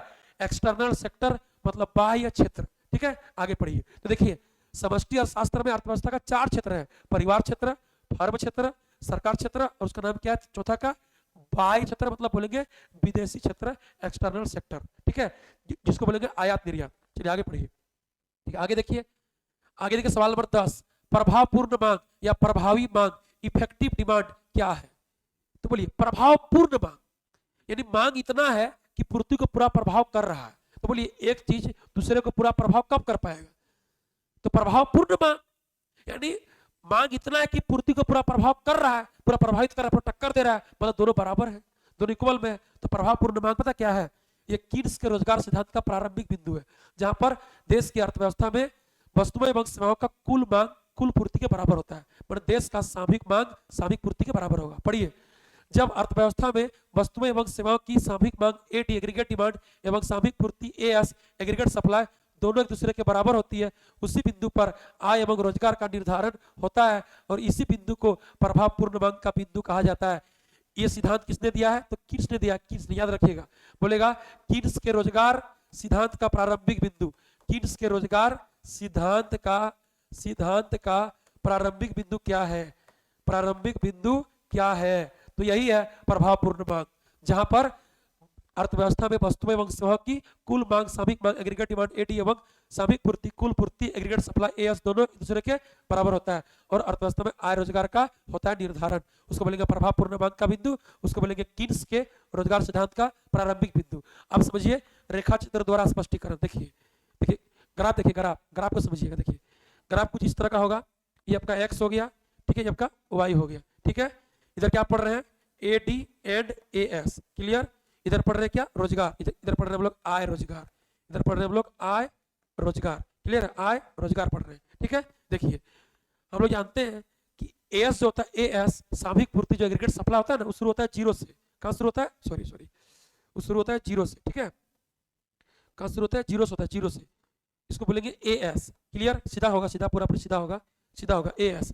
ये 45 डिग्री में होता है, एकदम पूरा पूरी शुरू होगा 20 से। कहां शुरू होगा? 20 से शुरू होगा, 20 से शुरू होगा, 20 से। ठीक है, शुरू कहां से होगा? शुरू होगा 20 से, उसको बोलेंगे एएस। ठीक, और एडी कैसा होता है? एडी एडी शुरू होता है जीरो के थोड़ा सा ऊपर से, यहां शुरू होगा, यहां से, इसको बोलेंगे क्या? एडी। अब बोलिए एडी और एएस कहां मिला? यहां मिला, इसको बोलेंगे इक्विलिब्रियम पॉइंट, यानी एडी बराबर क्या? एएस। ठीक है, और जहां पर इक्विलिब्रियम पॉइंट एडी बराबर एएस हो गया तो वहां पर क्या हुआ? लोगों को आय रोजगार मिला, तो यहाँ पर इतना लोगों को नंबर ऑफ पॉपुलेशन को इतना को आय रोजगार मिल गया। ठीक है, और यहाँ पर एटी बराबर एएस हो गया। नाम दे दीजिए एन, इसका एम, इसका दे दीजिए पी, कुछ भी नाम दे सकते हैं, कोई दिक्कत नहीं है। ठीक है, एम एन ओ पी नाम दे दिए। ठीक है, ये हो गया इक्विलिब्रियम पॉइंट, जहाँ पर देखिए एडी शुरू होगा जीरो के थोड़ा ऊपर से, ये वाला एडी है, और एएस शुरू होगा एकदम जीरो के सीधा से, याद रखिएगा ये आपका एएस है। यहाँ पर मिला इक्विलिब्रियम पॉइंट एडी बराबर एएस होगा, इसी को बोलेंगे कीन्स के रोजगार सिद्धांत का प्रारंभिक बिंदु, इसको बोलेंगे प्रभावपूर्ण मांग। यानी प्रभावपूर्ण मांग मतलब मांग इतना है कि पूर्ति को पूरा प्रभावित कर रहा है, यानी मांग पूर्ति बराबर है, देश का कुल मांग कुल पूर्ति क्या है? बराबर है। समझे? चलिए हो गया क्लियर, आगे चलिए, आगे बढ़िए। देखिए आगे देखिए, पढ़िए जो बोल रहे थे अभी हम 11 नंबर, वेरी वेरी इंपॉर्टेंट। ठीक है, से का बाजार नियम क्या है, व्याख्या करें। से माने क्या, से मतलब जेबी से, याद रखिएगा, जॉन बैप्टिस्ट से, यही इसी को बोलेंगे शॉर्ट में क्या, से मतलब इस तरह से, समझे, इसको बोलेंगे से का बाजार नियम। ठीक, देखिए तो जेबी से कहाँ का था, ये था फ्रांस का। ये अपना किताब लिखा है ट्रिएटेड इकोनॉमिक पॉलिटिक्यू, ये अर्थशास्त्री कहाँ है, फ्रांस का। उसमें दिया था बाजार नियम कि पूर्ति अपनी मांग का निर्माण स्वयं करती है। ठीक, इसका मतलब समझिए, पूर्ति अपनी मांग का निर्माण स्वयं करती है। इसका कहना है कि यदि हम वस्तु का पूर्ति बढ़ाएंगे तो वस्तु का उत्पादन बढ़ाना होगा। अरे वस्तु अधिक बेचना है तो बेचने से पहले बनाना होगा ना, उत्पादन करना होगा ना। और जैसे ही पूर्ति बढ़ाने के लिए हम उत्पादन बढ़ाएंगे और उत्पादन बढ़ाने के लिए हम बेसी उत्पत्ति का साधन लगाएंगे, मतलब परिवार क्षेत्र से बेसी कच्चा माल खरीदेंगे, बेसी पूंजी लेंगे, बेसी जमीन लेंगे, बेसी लेबर लगाएंगे, तो परिवार क्षेत्र के लोगों को आय रोजगार बढ़ जाएगा, आय रोजगार मिल जाएगा। और जब उसका आय रोजगार मिलेगा तो उसका पैसा आ जाएगा। अब पैसा आएगा तो बाजार में वस्तु का मांग करेगा, ज्यादा अधिक वस्तु खरीदेगा, बाजार में भीड़ करेगा, और उसका मांग होने से जो हम वस्तु यहाँ उत्पादन किए थे तो वस्तु का सप्लाई अपने आप हो जाएगा। तो बोलिए पूर्ति अपनी मांग का निर्माण स्वयं किया, यही बात समझाया है कौन, जेबी से ने। बढ़िया समझिएगा, ठीक है। देखिए फ्रांसीसी अर्थशास्त्री जेबी से ने अपनी पुस्तक ट्रिएटेड इकोनॉमिक पॉलिटिक्यू, नाम याद रखिएगा, ट्रिएटेड इकोनॉमिक पॉलिटिक्यू नामक पुस्तक कौन लिखा है, जेबी से ने। कहां का है, फ्रांस का है। में एक नियम का प्रतिपादन किया था जिसे से का बाजार नियम कहा जाता है। देखिए इस नियम के अनुसार पूर्ति अपनी मांग का निर्माण स्वयं करती है, या बोल देगा पूर्ति अपनी मांग का सृजन स्वयं करती है, या बोलेगा पूर्ति अपनी मांग स्वयं उत्पन्न कर लेती है, एक ही बात है, समझे। देखिए तो पूर्ति अपनी मांग स्वयं तय कैसे करेगा, अभी हम तुरंत समझा दिए कि पूर्ति बढ़ाने के लिए उत्पादन बढ़ाना होगा, उत्पादन बढ़ाने के लिए उत्पत्ति के साधन मैंने परिवार क्षेत्र से उत्पत्ति का साधन बेसी लेना होगा। इस तरह से परिवार क्षेत्र के लोगों को आय रोजगार बेसी मिल जाएगा, और जब उसको आय रोजगार बेसी मिलेगा तो उसका बढ़ेगा फुटानी, उसके पास पैसा बढ़ेगा तो बढ़ेगा फुटानी, तो बाजार में वस्तु का मांग करेगा, ज्यादा अधिक भीड़ कर देगा, तो अधिक मांग करने से जो वस्तु हम बना के तैयार रखे बनाए हैं वो वस्तु मेरा सप्लाई अपने आप हो जाएगा। यही हुआ, पूर्ति अपनी मांग का निर्माण स्वयं किया, मैंने वस्तु का पूर्ति करने के लिए, सप्लाई करने के लिए हमको मेहनत नहीं करना पड़ा। जैसे लोगों का आय रोजगार बढ़ गया, पैसा बढ़ गया, तो मांग बढ़ाएगा, और मांग बढ़ने से वस्तु का पूर्ति अपने आप हो गया, समझे। पढ़िए पढ़िए, देखिए पढ़िए, देखिए व्याख्या एक्सप्लेन पढ़िए। इसका अर्थ है कि जहां एक और उत्पादन बढ़ने से वस्तु की पूर्ति में वृद्धि होती है, बोलिए हाँ कि नहीं। जब उत्पादन बढ़ाएंगे तो वस्तु का सप्लाई बढ़ेगा, अधिक बेच पाएंगे, बेसी बनाएंगे अधिक बेच पाएंगे। वहीं दूसरी ओर उत्पादन के साधन देने वाले व्यक्तियों का आय एवं रोजगार बढ़ने से वस्तु की मांग में वृद्धि होती है, सही बात है, जिससे उसकी खरीदने की क्षमता बढ़ जाती है। परिणाम यह होता है कि मांग में वृद्धि होने के कारण सभी वस्तुएं बाजार में अपने आप बिक जाती है, यानी पूर्ति हो जाती है। अतः इससे यह स्पष्ट होता है कि पूर्ति अपनी मांग का निर्माण स्वयं करती है। बात समझे, हम उत्पादन बढ़ाएंगे तो अधिक बेच पाएंगे, और जैसे उत्पादन बढ़ाएंगे तो उत्पादन का साधन देने वाला व्यक्ति का आय रोजगार बढ़ेगा, यानी परिवार क्षेत्र के लोगों का आय रोजगार बढ़ जाएगा, और जब उसका आय बढ़ेगा, पैसा बढ़ेगा, तो बढ़ जाएगा फुटानी, तो बाजार में वस्तु का मांग करेगा, ज्यादा मांग बढ़ जाएगा, मांग बढ़ना मतलब खरीदने का क्षमता बढ़ जाएगा, ठीक है। परिणाम क्या होगा कि मांग में बढ़ने के कारण जब हम वस्तु बना करके जाएंगे बाजार में बेचने के लिए तो मेरा वस्तु अपने आप पूर्ति हो जाएगा, यानी पूर्ति अपनी मांग का निर्माण स्वयं करेगी, यानी वस्तु का मांग होने के कारण वस्तु का सप्लाई अपने आप हो जाएगा, समझे। तो वही बोल रहा है कि यानी सभी वस्तुएं बाजार में अपने आप बिक जाती है, पूर्ति हो जाती है। अतः इससे यह स्पष्ट होता है कि पूर्ति अपनी मांग का निर्माण स्वयं करती है। होगा क्लियर। लेकिन ये बात उल्टा है, बात तो हम समझा दिए, आप समझ भी गए, लेकिन ये बात उल्टा है, ठीक है। पूर्ति अपनी मांग का निर्माण स्वयं करती है, ये सही बात नहीं है, ये उल्टा बात है। देखिए पूर्ति से मांग नहीं होगा, मांग से पूर्ति होगा। लोग यदि कमाया पैसा खर्चे नहीं करेगा, मांगे नहीं करेगा, आप कैसे पूर्ति कर लीजिएगा, आप कैसे वस्तु बेच लीजिएगा, बोलिए वस्तु आप कैसे बेचिएगा जब लोग खरीदेगा ही नहीं, मांगे नहीं करेगा। तो इसलिए मांग से पूर्ति होगा, पूर्ति से मांग नहीं। भले हम समझ लिए, समझा भी दिए, ठीक है, लेकिन ये बात उल्टा है। मतलब ये आगे जाकर के जे.एम. कीन्स, ठीक है, जे.एम. कीन्स यही बात को गलत करता है, बोलता है कि मांग पूर्ति को तय करता है, ना कि पूर्ति मांग को। जब इसे बोल दिया कि पूर्ति अपनी मांग का निर्माण स्वयं करती है, तो ये तब तक सही था जब तक जे.एम. कीन्स नहीं आया था। जैसे ही जे.एम. कीन्स आ गया, ये बात गलत साबित हो गया, समझे। आगे पढ़िए, देखिए आगे चलिए, आगे देखिए, पढ़िए 12, पूंजीवादी अर्थव्यवस्था की क्या विशेषताएं हैं, बोलिए। पूंजीवादी अर्थव्यवस्था, देखिए क्वेश्चन एनसीईआरटी का है, ये क्वेश्चन क्या है, एनसीईआरटी क्वेश्चन, एनसीईआरटी याद रखिएगा।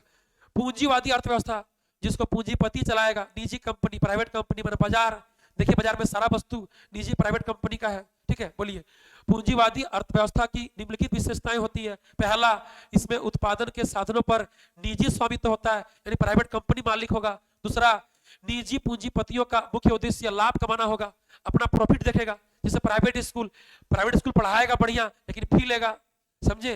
आगे चलिए, देखिए पढ़िए तीसरा, इसमें आर्थिक स्वतंत्रता पाई जाती है, मतलब आय रोजगार व्यापार में सरकार से मुक्त है, सरकार से स्वतंत्र है, अपना मन मर्जी करेगा, जब मतलब दाम बढ़ाएगा घटाएगा। आगे चलिए, देखिए आगे पढ़िए, चार पढ़िए, इसमें प्रतियोगिता अनिवार्य रूप से होती है, ठीक है, यानी कंपटीशन पूरा होगा, क्योंकि जब कोई देश पूंजीवादी अर्थव्यवस्था है वहां पर निजी पूंजीपतियों का बोलबाला है। तो बोलिए, कोई बाजार में कोई देश में एक वस्तु का एक कंपनी है, देखिए कलम का बहुत सारा कंपनी है, लिंक ग्लासर, लिंक स्मार्ट, सेलो, फोर्ट। देखिए मोबाइल का बहुत कंपनी है, रियलमी, रेडमी, क्या बोलता है, वीवो, ओप्पो, सैमसंग, आईफोन, बहुत सारा, माइक्रोमैक्स, लाभा, बहुत सारा कंपनी है, तो कंपटीशन है। देखिए क्या बोलता है, मोटरसाइकिल का बहुत सारा कंपनी है, टीवीएस, हीरो, हुंडा, बजाज, और क्या क्या है, तो ढेरी कंपनी है, तो आपस में क्या होगा, कंपटीशन होता है। यानी जब सरकार चलाएगी देश ना, तो सरकार एक होगा, कंपटीशन नहीं। लेकिन जब पूंजीपति चलाएगी बाजार अर्थव्यवस्था को, देश को, तो एक ही चीज का ढेरी कंपनी होगा, आपस में लड़ेगा, कंपटीशन करेगा, तो प्रतियोगिता अनिवार्य रूप से होगा। आगे पढ़िए, 5, इसमें सरकार किसी विकास कार्य में हस्तक्षेप नहीं करती है, सरकार कोई विकास कार्य में रोक टोक हस्तक्षेप नहीं करेगा, सरकार का हाथ ही नहीं होगा। चलिए आगे पढ़िए, 6 पढ़िए, इसमें आर्थिक समस्या का समाधान बाजार में कीमत तंत्र, मांग पूर्ति के द्वारा होता है, यानी बाजार में कोई आय रोजगार का समस्या आएगा, कोई यदि प्रॉब्लम आ गया तो बाजार का समस्या सॉल्व कैसे होगा, कीमत तंत्र से, यानी कभी प्राइस बढ़ाया जाएगा, कभी प्राइस घटाया जाएगा, क्योंकि इसका काम है लाभ कमाना। तो लाभ कमाने के लिए वस्तु का डिमांड सप्लाई देखेगा, मांग पूर्ति को देखेगा, जिस तरह हो रहा है उस तरह से डिसीजन लेगा, कभी दाम बढ़ाएगा, कभी दाम घटाएगा, अब मार्केट का समस्या को सॉल्व करेगा। यदि किसी गुड्स का डिमांड ज्यादा है और सप्लाई कम है, यानी हम लोग खरीदना अधिक चाहेंगे, दुकानदार बेचना कम चाहेगा, तो उस केस में दाम क्या हो जाएगा भाई, बढ़ जाएगा। लेकिन जब डिमांड कम है, सप्लाई ज्यादा है, डिमांड कम है, सप्लाई ज्यादा है, तब उस केस में दुकानदार को दाम घटाना पड़ेगा। बात समझे, यानी हम लोग खरीदना कम चाह रहे हैं, वो बेचना अधिक चाह रहा है, तो अधिक तब बेच पाएगा जब दाम कम करेगा। इस तरह से डिसीजन लेगा, बाजार का समस्या को सॉल्व करेगा, समझे। आगे पढ़िए, देखिए आगे एक न्यूमेरिकल है, न्यूमेरिकल, देखिए पढ़िए आगे, आगे एक न्यूमेरिकल सवाल है, पढ़िए, देखिए सवाल नंबर 13 है, 13 पढ़िए, 10 इकाइयों के उत्पादन करने का कुल लागत 260 रुपया है, यदि कुल स्थिर लागत मतलब टोटल फिक्स कॉस्ट टीएफसी 50 रुपया है, तो टीबीसी, एबीसी, एएफसी तथा एसी का पता लगाएं। ठीक है, ये क्वेश्चन एग्जाम में आया, आर्ट्स में आया, आर्ट्स में ये क्वेश्चन आपका आर्ट्स में आया हुआ क्वेश्चन है, ठीक है, आर्ट्स में आया हुआ क्वेश्चन है। देखिए क्या बोला, 10 इकाइयों के उत्पादन करने का कुल लागत 260 रुपया है, मतलब क्या दिया है बोलिए, तो क्या दिया है बोलिए, 10 इकाइयों के उत्पादन करने का कुल लागत मतलब क्या, टोटल कॉस्ट कितना 260 है, तो बोलिए 10 इकाई मतलब क्वांटिटी कितना है भाई, 10 यूनिट्स है, 10 यूनिट्स है क्वांटिटी। आगे चलिए, कुल लागत टोटल कॉस्ट कितना है, तो रुपया 260 है, कोई दिक्कत नहीं। यदि कुल स्थिर लागत मतलब क्या बोलिए, तो क्या होगा बोलिए, कुल स्थिर लागत क्या होगा बोलिए, इन टोटल फिक्स कॉस्ट क्या हो जाएगा, टोटल फिक्स्ड कॉस्ट हो जाएगा टीएफसी, यानी टीएफसी कितना है, टीएफसी कितना है बोलिए, कितना है 50 रुपया, कितना है 50 रुपया है, रुपया 50 हो गया, क्लियर। अब बोले क्या निकालना है, निकालना है पहले टीवीसी, फिर एबीसी, फिर एएफसी, फिर एसी, ठीक है। चलिए कोई दिक्कत नहीं, निकाल लेंगे आराम से। देखिए निकालना ए नंबर है, टीवीसी निकालना है, देखिए दिमाग लगाइए कैसे निकलेगा, मेरे पास टीसी है, टीएफसी और क्वांटिटी है, निकालना है टीवीसी। ठीक है, हम लोग पढ़े फॉर्मूला, याद कीजिए इस सूत्र से, क्या पढ़े बोलिए, क्या पढ़े, टीसी बराबर क्या होता है, टीएफसी प्लस होता है टीवीसी, निकालना क्या है बोलिए, तो टीवीसी निकालना है, टीवीसी को छोड़ दीजिए इधर, इधर छोड़ दीजिए, ठीक है, बोलिए क्या हो जाएगा, टीसी इसको भेज दीजिए इधर, क्या हो जाएगा माइनस टीएफसी, कोई दिक्कत बोलिए, यानी टीवीसी बराबर क्या लिख देंगे रे, लिखिए इसको, टीसी माइनस क्या हो जाएगा टीएफसी, बोलिए टीसी कितना है, टीसी 260 है, अब बोलिए टीएफसी कितना है 50 है, तो कितना हो जाएगा बोलिए, हो जाएगा रुपया 210, कोई दिक्कत नहीं, बन गया आराम से।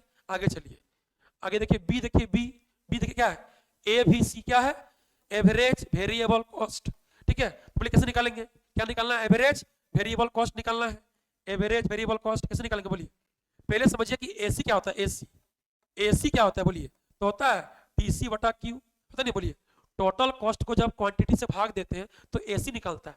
आपको निकालना क्या बोलिए, एबीसी निकालना है, तो ये भी कर दिया, या भी कर दीजिए, हो गया। देखिए कितना आसान है कि नहीं बोलिए, जब एसी बराबर होता है टीसी बटा क्यू, तो एबीसी क्या हो जाएगा टीबीसी बटा क्यू, कोई दिक्कत नहीं।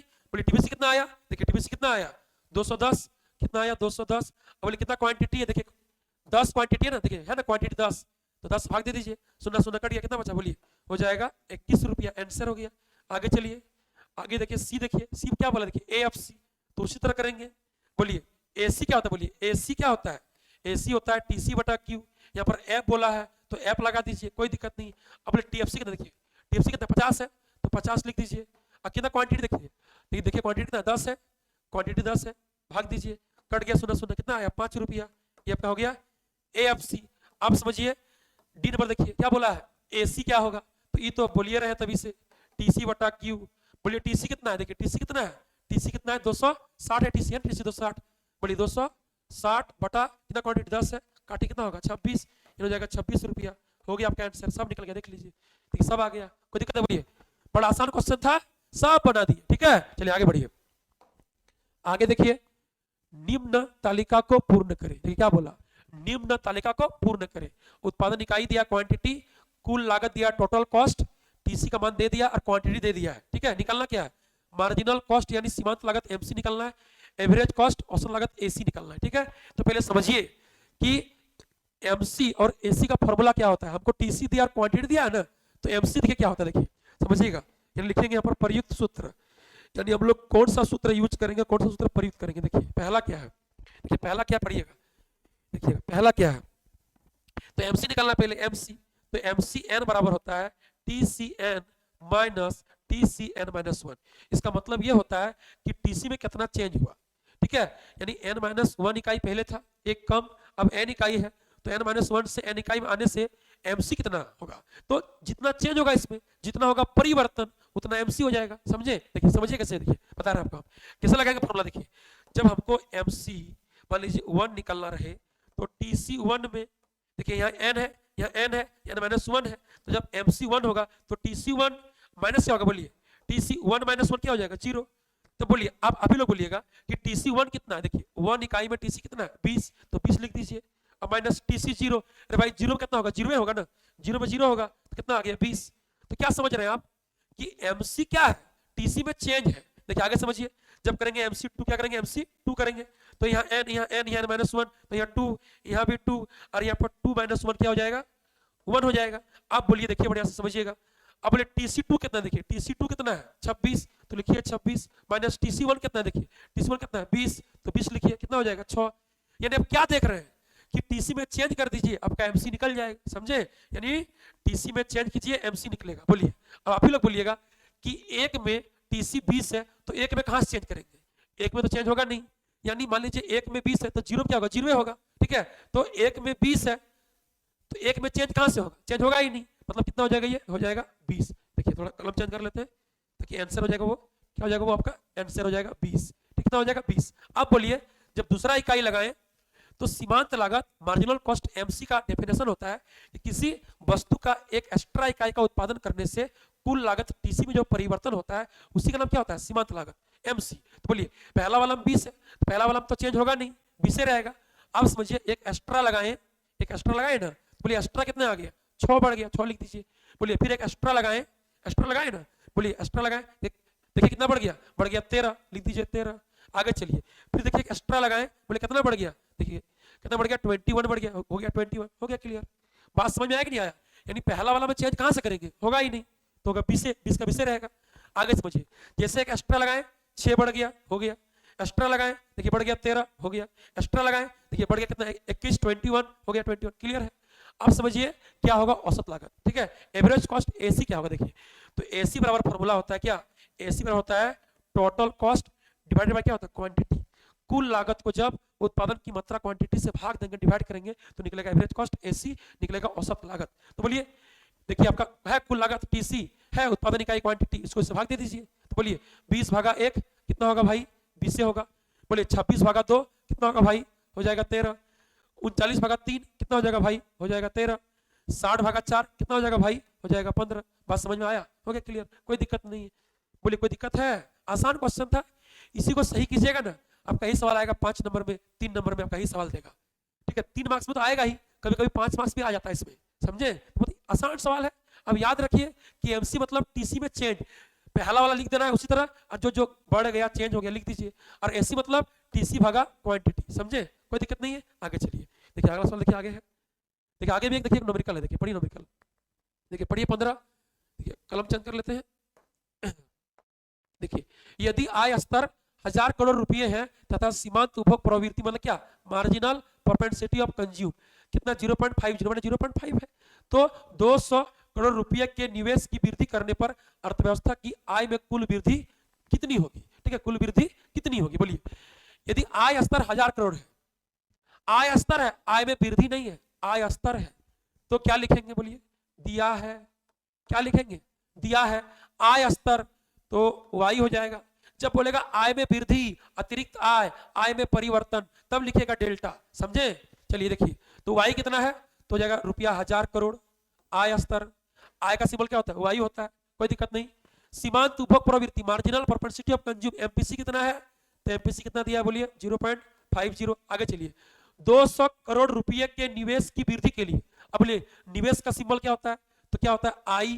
देखिए बोला है कि निवेश की वृद्धि करने पर, क्या बोला, निवेश की वृद्धि करने पर, वृद्धि मैंने क्या, चेंज। जब बोलेगा अतिरिक्त निवेश, निवेश में वृद्धि, निवेश में परिवर्तन, क्या लगा देंगे, डेल्टा, क्या लगा देंगे, डेल्टा। कितना दिया बोलिए, कितना दिया है, दिया 200 करोड़, कितना दिया है, रुपया 200 करोड़ दिया है, क्या दिया, रुपया 200 करोड़ दिया है। ठीक है, अब बोलिए निकालना क्या है, तो अर्थव्यवस्था की आय में कुल वृद्धि कितनी होगी, आय में वृद्धि बोला, आय में, ठीक है, तो मतलब यानी वाई में बोला है वृद्धि। ठीक है, निकालना है, तो जब भी बोलेगा वृद्धि, अतिरिक्त, परिवर्तन, तो क्या लगाना है, लगाना है डेल्टा, क्या लगाना है, डेल्टा। तो हमको आय में कुल वृद्धि बोला है, वृद्धि, कुल वृद्धि कितनी होगी, मतलब डेल्टा वाई निकालना है।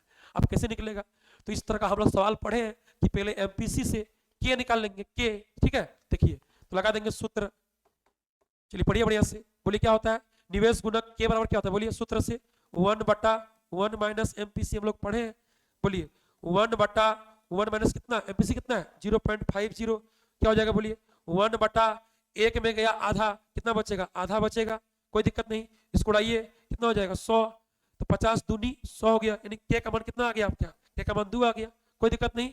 आगे चलिए, आगे देखिए पुनः हम लोग पुनः पढ़े हैं कि निवेश गुणक के बराबर क्या होता है बोलिए, तो डेल वाई बटा डेल आई होता है, याद रखिएगा, उल्टा नहीं कर दीजिएगा, डेल आई बटा डेल वाई नहीं कर दीजिएगा, del Y by del I. ठीक है, कैसे सिखा याद करने के लिए, बोलिए अंग्रेजी का अक्षर में वाई पहले आता है कि पहले आई आता है, तो पहले आई आता है, वाई तो अंतिम में आता है 25 नंबर में, ठीक है, आई 9 नंबर में है, तो आई पहले है तो 9 नंबर में है ये, तो 9 छोटा है ना, और वाई के नंबर में, वाई है 25 नंबर में, तो बड़ा हो गया, तो बड़ा आदमी ऊपर रहेगा, छोटा आदमी नीचे रहेगा, बुझे। यानी अंग्रेजी का अक्षर में पहले आई फिर वाई, तो आई छोटा वाई बड़ा, क्लियर, गलती नहीं होगा। चलिए, तो के बराबर क्या होता है, आय में परिवर्तन बटा निवेश में परिवर्तन, डेल वाई बा डेल आई। बोले के कितना आ गया, देखिए के कितना आया 2, तो 2 लिख दीजिए, ये निकालना है, छोड़ दीजिए। देखिए इसका मान कितना है, देखिए मान दिया 200 करोड़, लिखिए 200, बोले कितना हो जाएगा, तो कोना को गुना कीजिए, कोना को गुना कर देना है, इधर कुछ नहीं, कितना 1 है, कितना हो जाएगा बोलिए, डेल वाई कितना हो जाएगा, del Y into 1 del Y, 200 दूनी कितना हो जाएगा 400, ठीक है, यानी कितना हो जाएगा, डेल वाई कितना हो जाएगा, रुपया 400 करोड़। आंसर हो गया, क्लियर, कोई दिक्कत है बोलिए, कोई दिक्कत है, दिक्कत है ही नहीं। इसका मतलब इसका कोई प्रयोग नहीं है, इसका कोई प्रयोग हुआ ही नहीं, ये तो ऐसे ही फालतू दिया था, फालतू, तुम्हारा दिमाग को पगलाने के लिए दिया है, ताकि तुम कंफ्यूजन में रहेगा। ठीक है, तुमको लगेगा अरे भाई आय दे दिया, फिर आय में वृद्धि निकालने काहे बोल रहा है, तुम पगलाएगा। अरे भाई आय दिया है, आय में वृद्धि नहीं दिया है ना, वृद्धि निकालो, निकालो वृद्धि, समझे। चलिए लास्ट देखिए, लास्ट हम लोग अंतिम सवाल देखेंगे, 16 नंबर सवाल, अंतिम अंतिम पढ़िए, बाजार अर्थव्यवस्था एवं केंद्रीकृत योजनाबद्ध अर्थव्यवस्था में अंतर बताइए। ठीक है, बाजार अर्थव्यवस्था एवं केंद्रीकृत योजनाबद्ध अर्थव्यवस्था क्या बोला है, अंतर बोला है। अभी तुरंत पढ़े, बाजार अर्थव्यवस्था मतलब निजी पूंजीपति, निजी कंपनी चलाएगा, और केंद्रीकृत योजनाबद्ध अर्थव्यवस्था, तो केंद्र में योजना कौन बनाता है, सरकार, सिंपल है। देखिए इसको पकड़िए, केंद्र में योजना क्या बनाता है, सरकार, तो केंद्रीकृत योजनाबद्ध अर्थव्यवस्था में हो गया समाजवादी अर्थव्यवस्था। आप बोलेगा जब बाजार अर्थव्यवस्था, तो समझ जाइएगा निजी कंपनी का, पूंजीपति का, समझे, कंपनी का। देखिए बाजार अर्थव्यवस्था मार्केट इकोनॉमी, केंद्रीकृत योजनाबद्ध अर्थव्यवस्था सेंट्रली प्लानेड इकोनॉमी। ठीक है, इसको बोलेंगे पूंजीवादी अर्थव्यवस्था, क्या बोलेंगे, पूंजीवादी अर्थव्यवस्था, इसको बोलेंगे समाजवादी अर्थव्यवस्था, क्या बोलेंगे, समाजवादी अर्थव्यवस्था। क्लियर है, चलिए आगे देखिए, देखिए आगे पढ़िए। ये पहला क्या है, इसमें उत्पादन के साधनों पर निजी स्वामित्व होगा, यानी प्राइवेट कंपनी मालिक होगा। इसमें उत्पादन के साधनों पर सरकारी स्वामित्व यानी सरकार मालिक होगा। आगे पढ़िए। दूसरा, इसका मुख्य उद्देश्य लाभ कमाना होगा, अधिकतम लाभ कमाना। और सरकार का उद्देश्य क्या होगा, इसका मुख्य उद्देश्य होगा समाज कल्याण करना, जन कल्याण करना, देश को विकास करना। आगे पढ़िए। तीसरा, इसमें प्रतियोगिता अनिवार्य रूप से होती है। कोई बाजार को कंपनी चलाएगा तो एक ही वस्तु का कंपनी अनेक होता है, आपस में लड़ेगा, कंपटीशन करेगा। इसमें कोई प्रतियोगिता नहीं होती है, क्योंकि जब कोई देश चलाएगा सरकार, तो सरकार देश में एक ही तो होता है, देश में पीएम एक ही तो है, राज्य में झारखंड में सीएम एक ही तो है, तो कोई कंपटीशन नहीं है। चलिए आगे देखिए। 4 पढ़िए। इसमें आर्थिक स्वतंत्रता पाई जाती है, मतलब सरकार से मुक्ति मिलेगा। आय रोजगार व्यापार में स्वतंत्र है, कंपनी जो करेगा वही होगा। इसमें आर्थिक स्वतंत्रता नहीं पाई जाती है, मतलब सब सरकार के अंतर्गत है, कोई भी आय रोजगार में सरकार से छूट नहीं है, सब सरकार के भीतर, कोई स्वतंत्र नहीं है, क्योंकि चला रहा है सरकार, चला रहा है कंपनी। आगे पढ़िए। आगे देखिए 5 पढ़िए। इसमें आर्थिक समस्याओं का समाधान कीमत तंत्र के द्वारा होगा, यानी कभी कंपनी दाम घटाएगा, कभी दाम बढ़ाएगा, अब मार्केट को संभालेगा। इसमें क्या होगा, इसमें आर्थिक समस्याओं का समाधान सरकार योजना तंत्र के माध्यम से करती है, यानी जब देश में कोई समस्या आ जाएगा, केंद्र समस्या, देश का समस्या, बाढ़, भूकंप, सूखा, अकाल, कोरोना महामारी, तो सरकार बनाएगा योजना, योजना बना के सरकार देश को ठीक करेगा, देश का समस्या को कंट्रोल करेगा। समझे? यही हमारा आज का क्लास था। ये आपका लास्ट सवाल हो गया क्लियर, कोई दिक्कत नहीं, ठीक है? तो चलिए, वीडियो आप लोग कैसा लगा जरूर कमेंट कीजिएगा।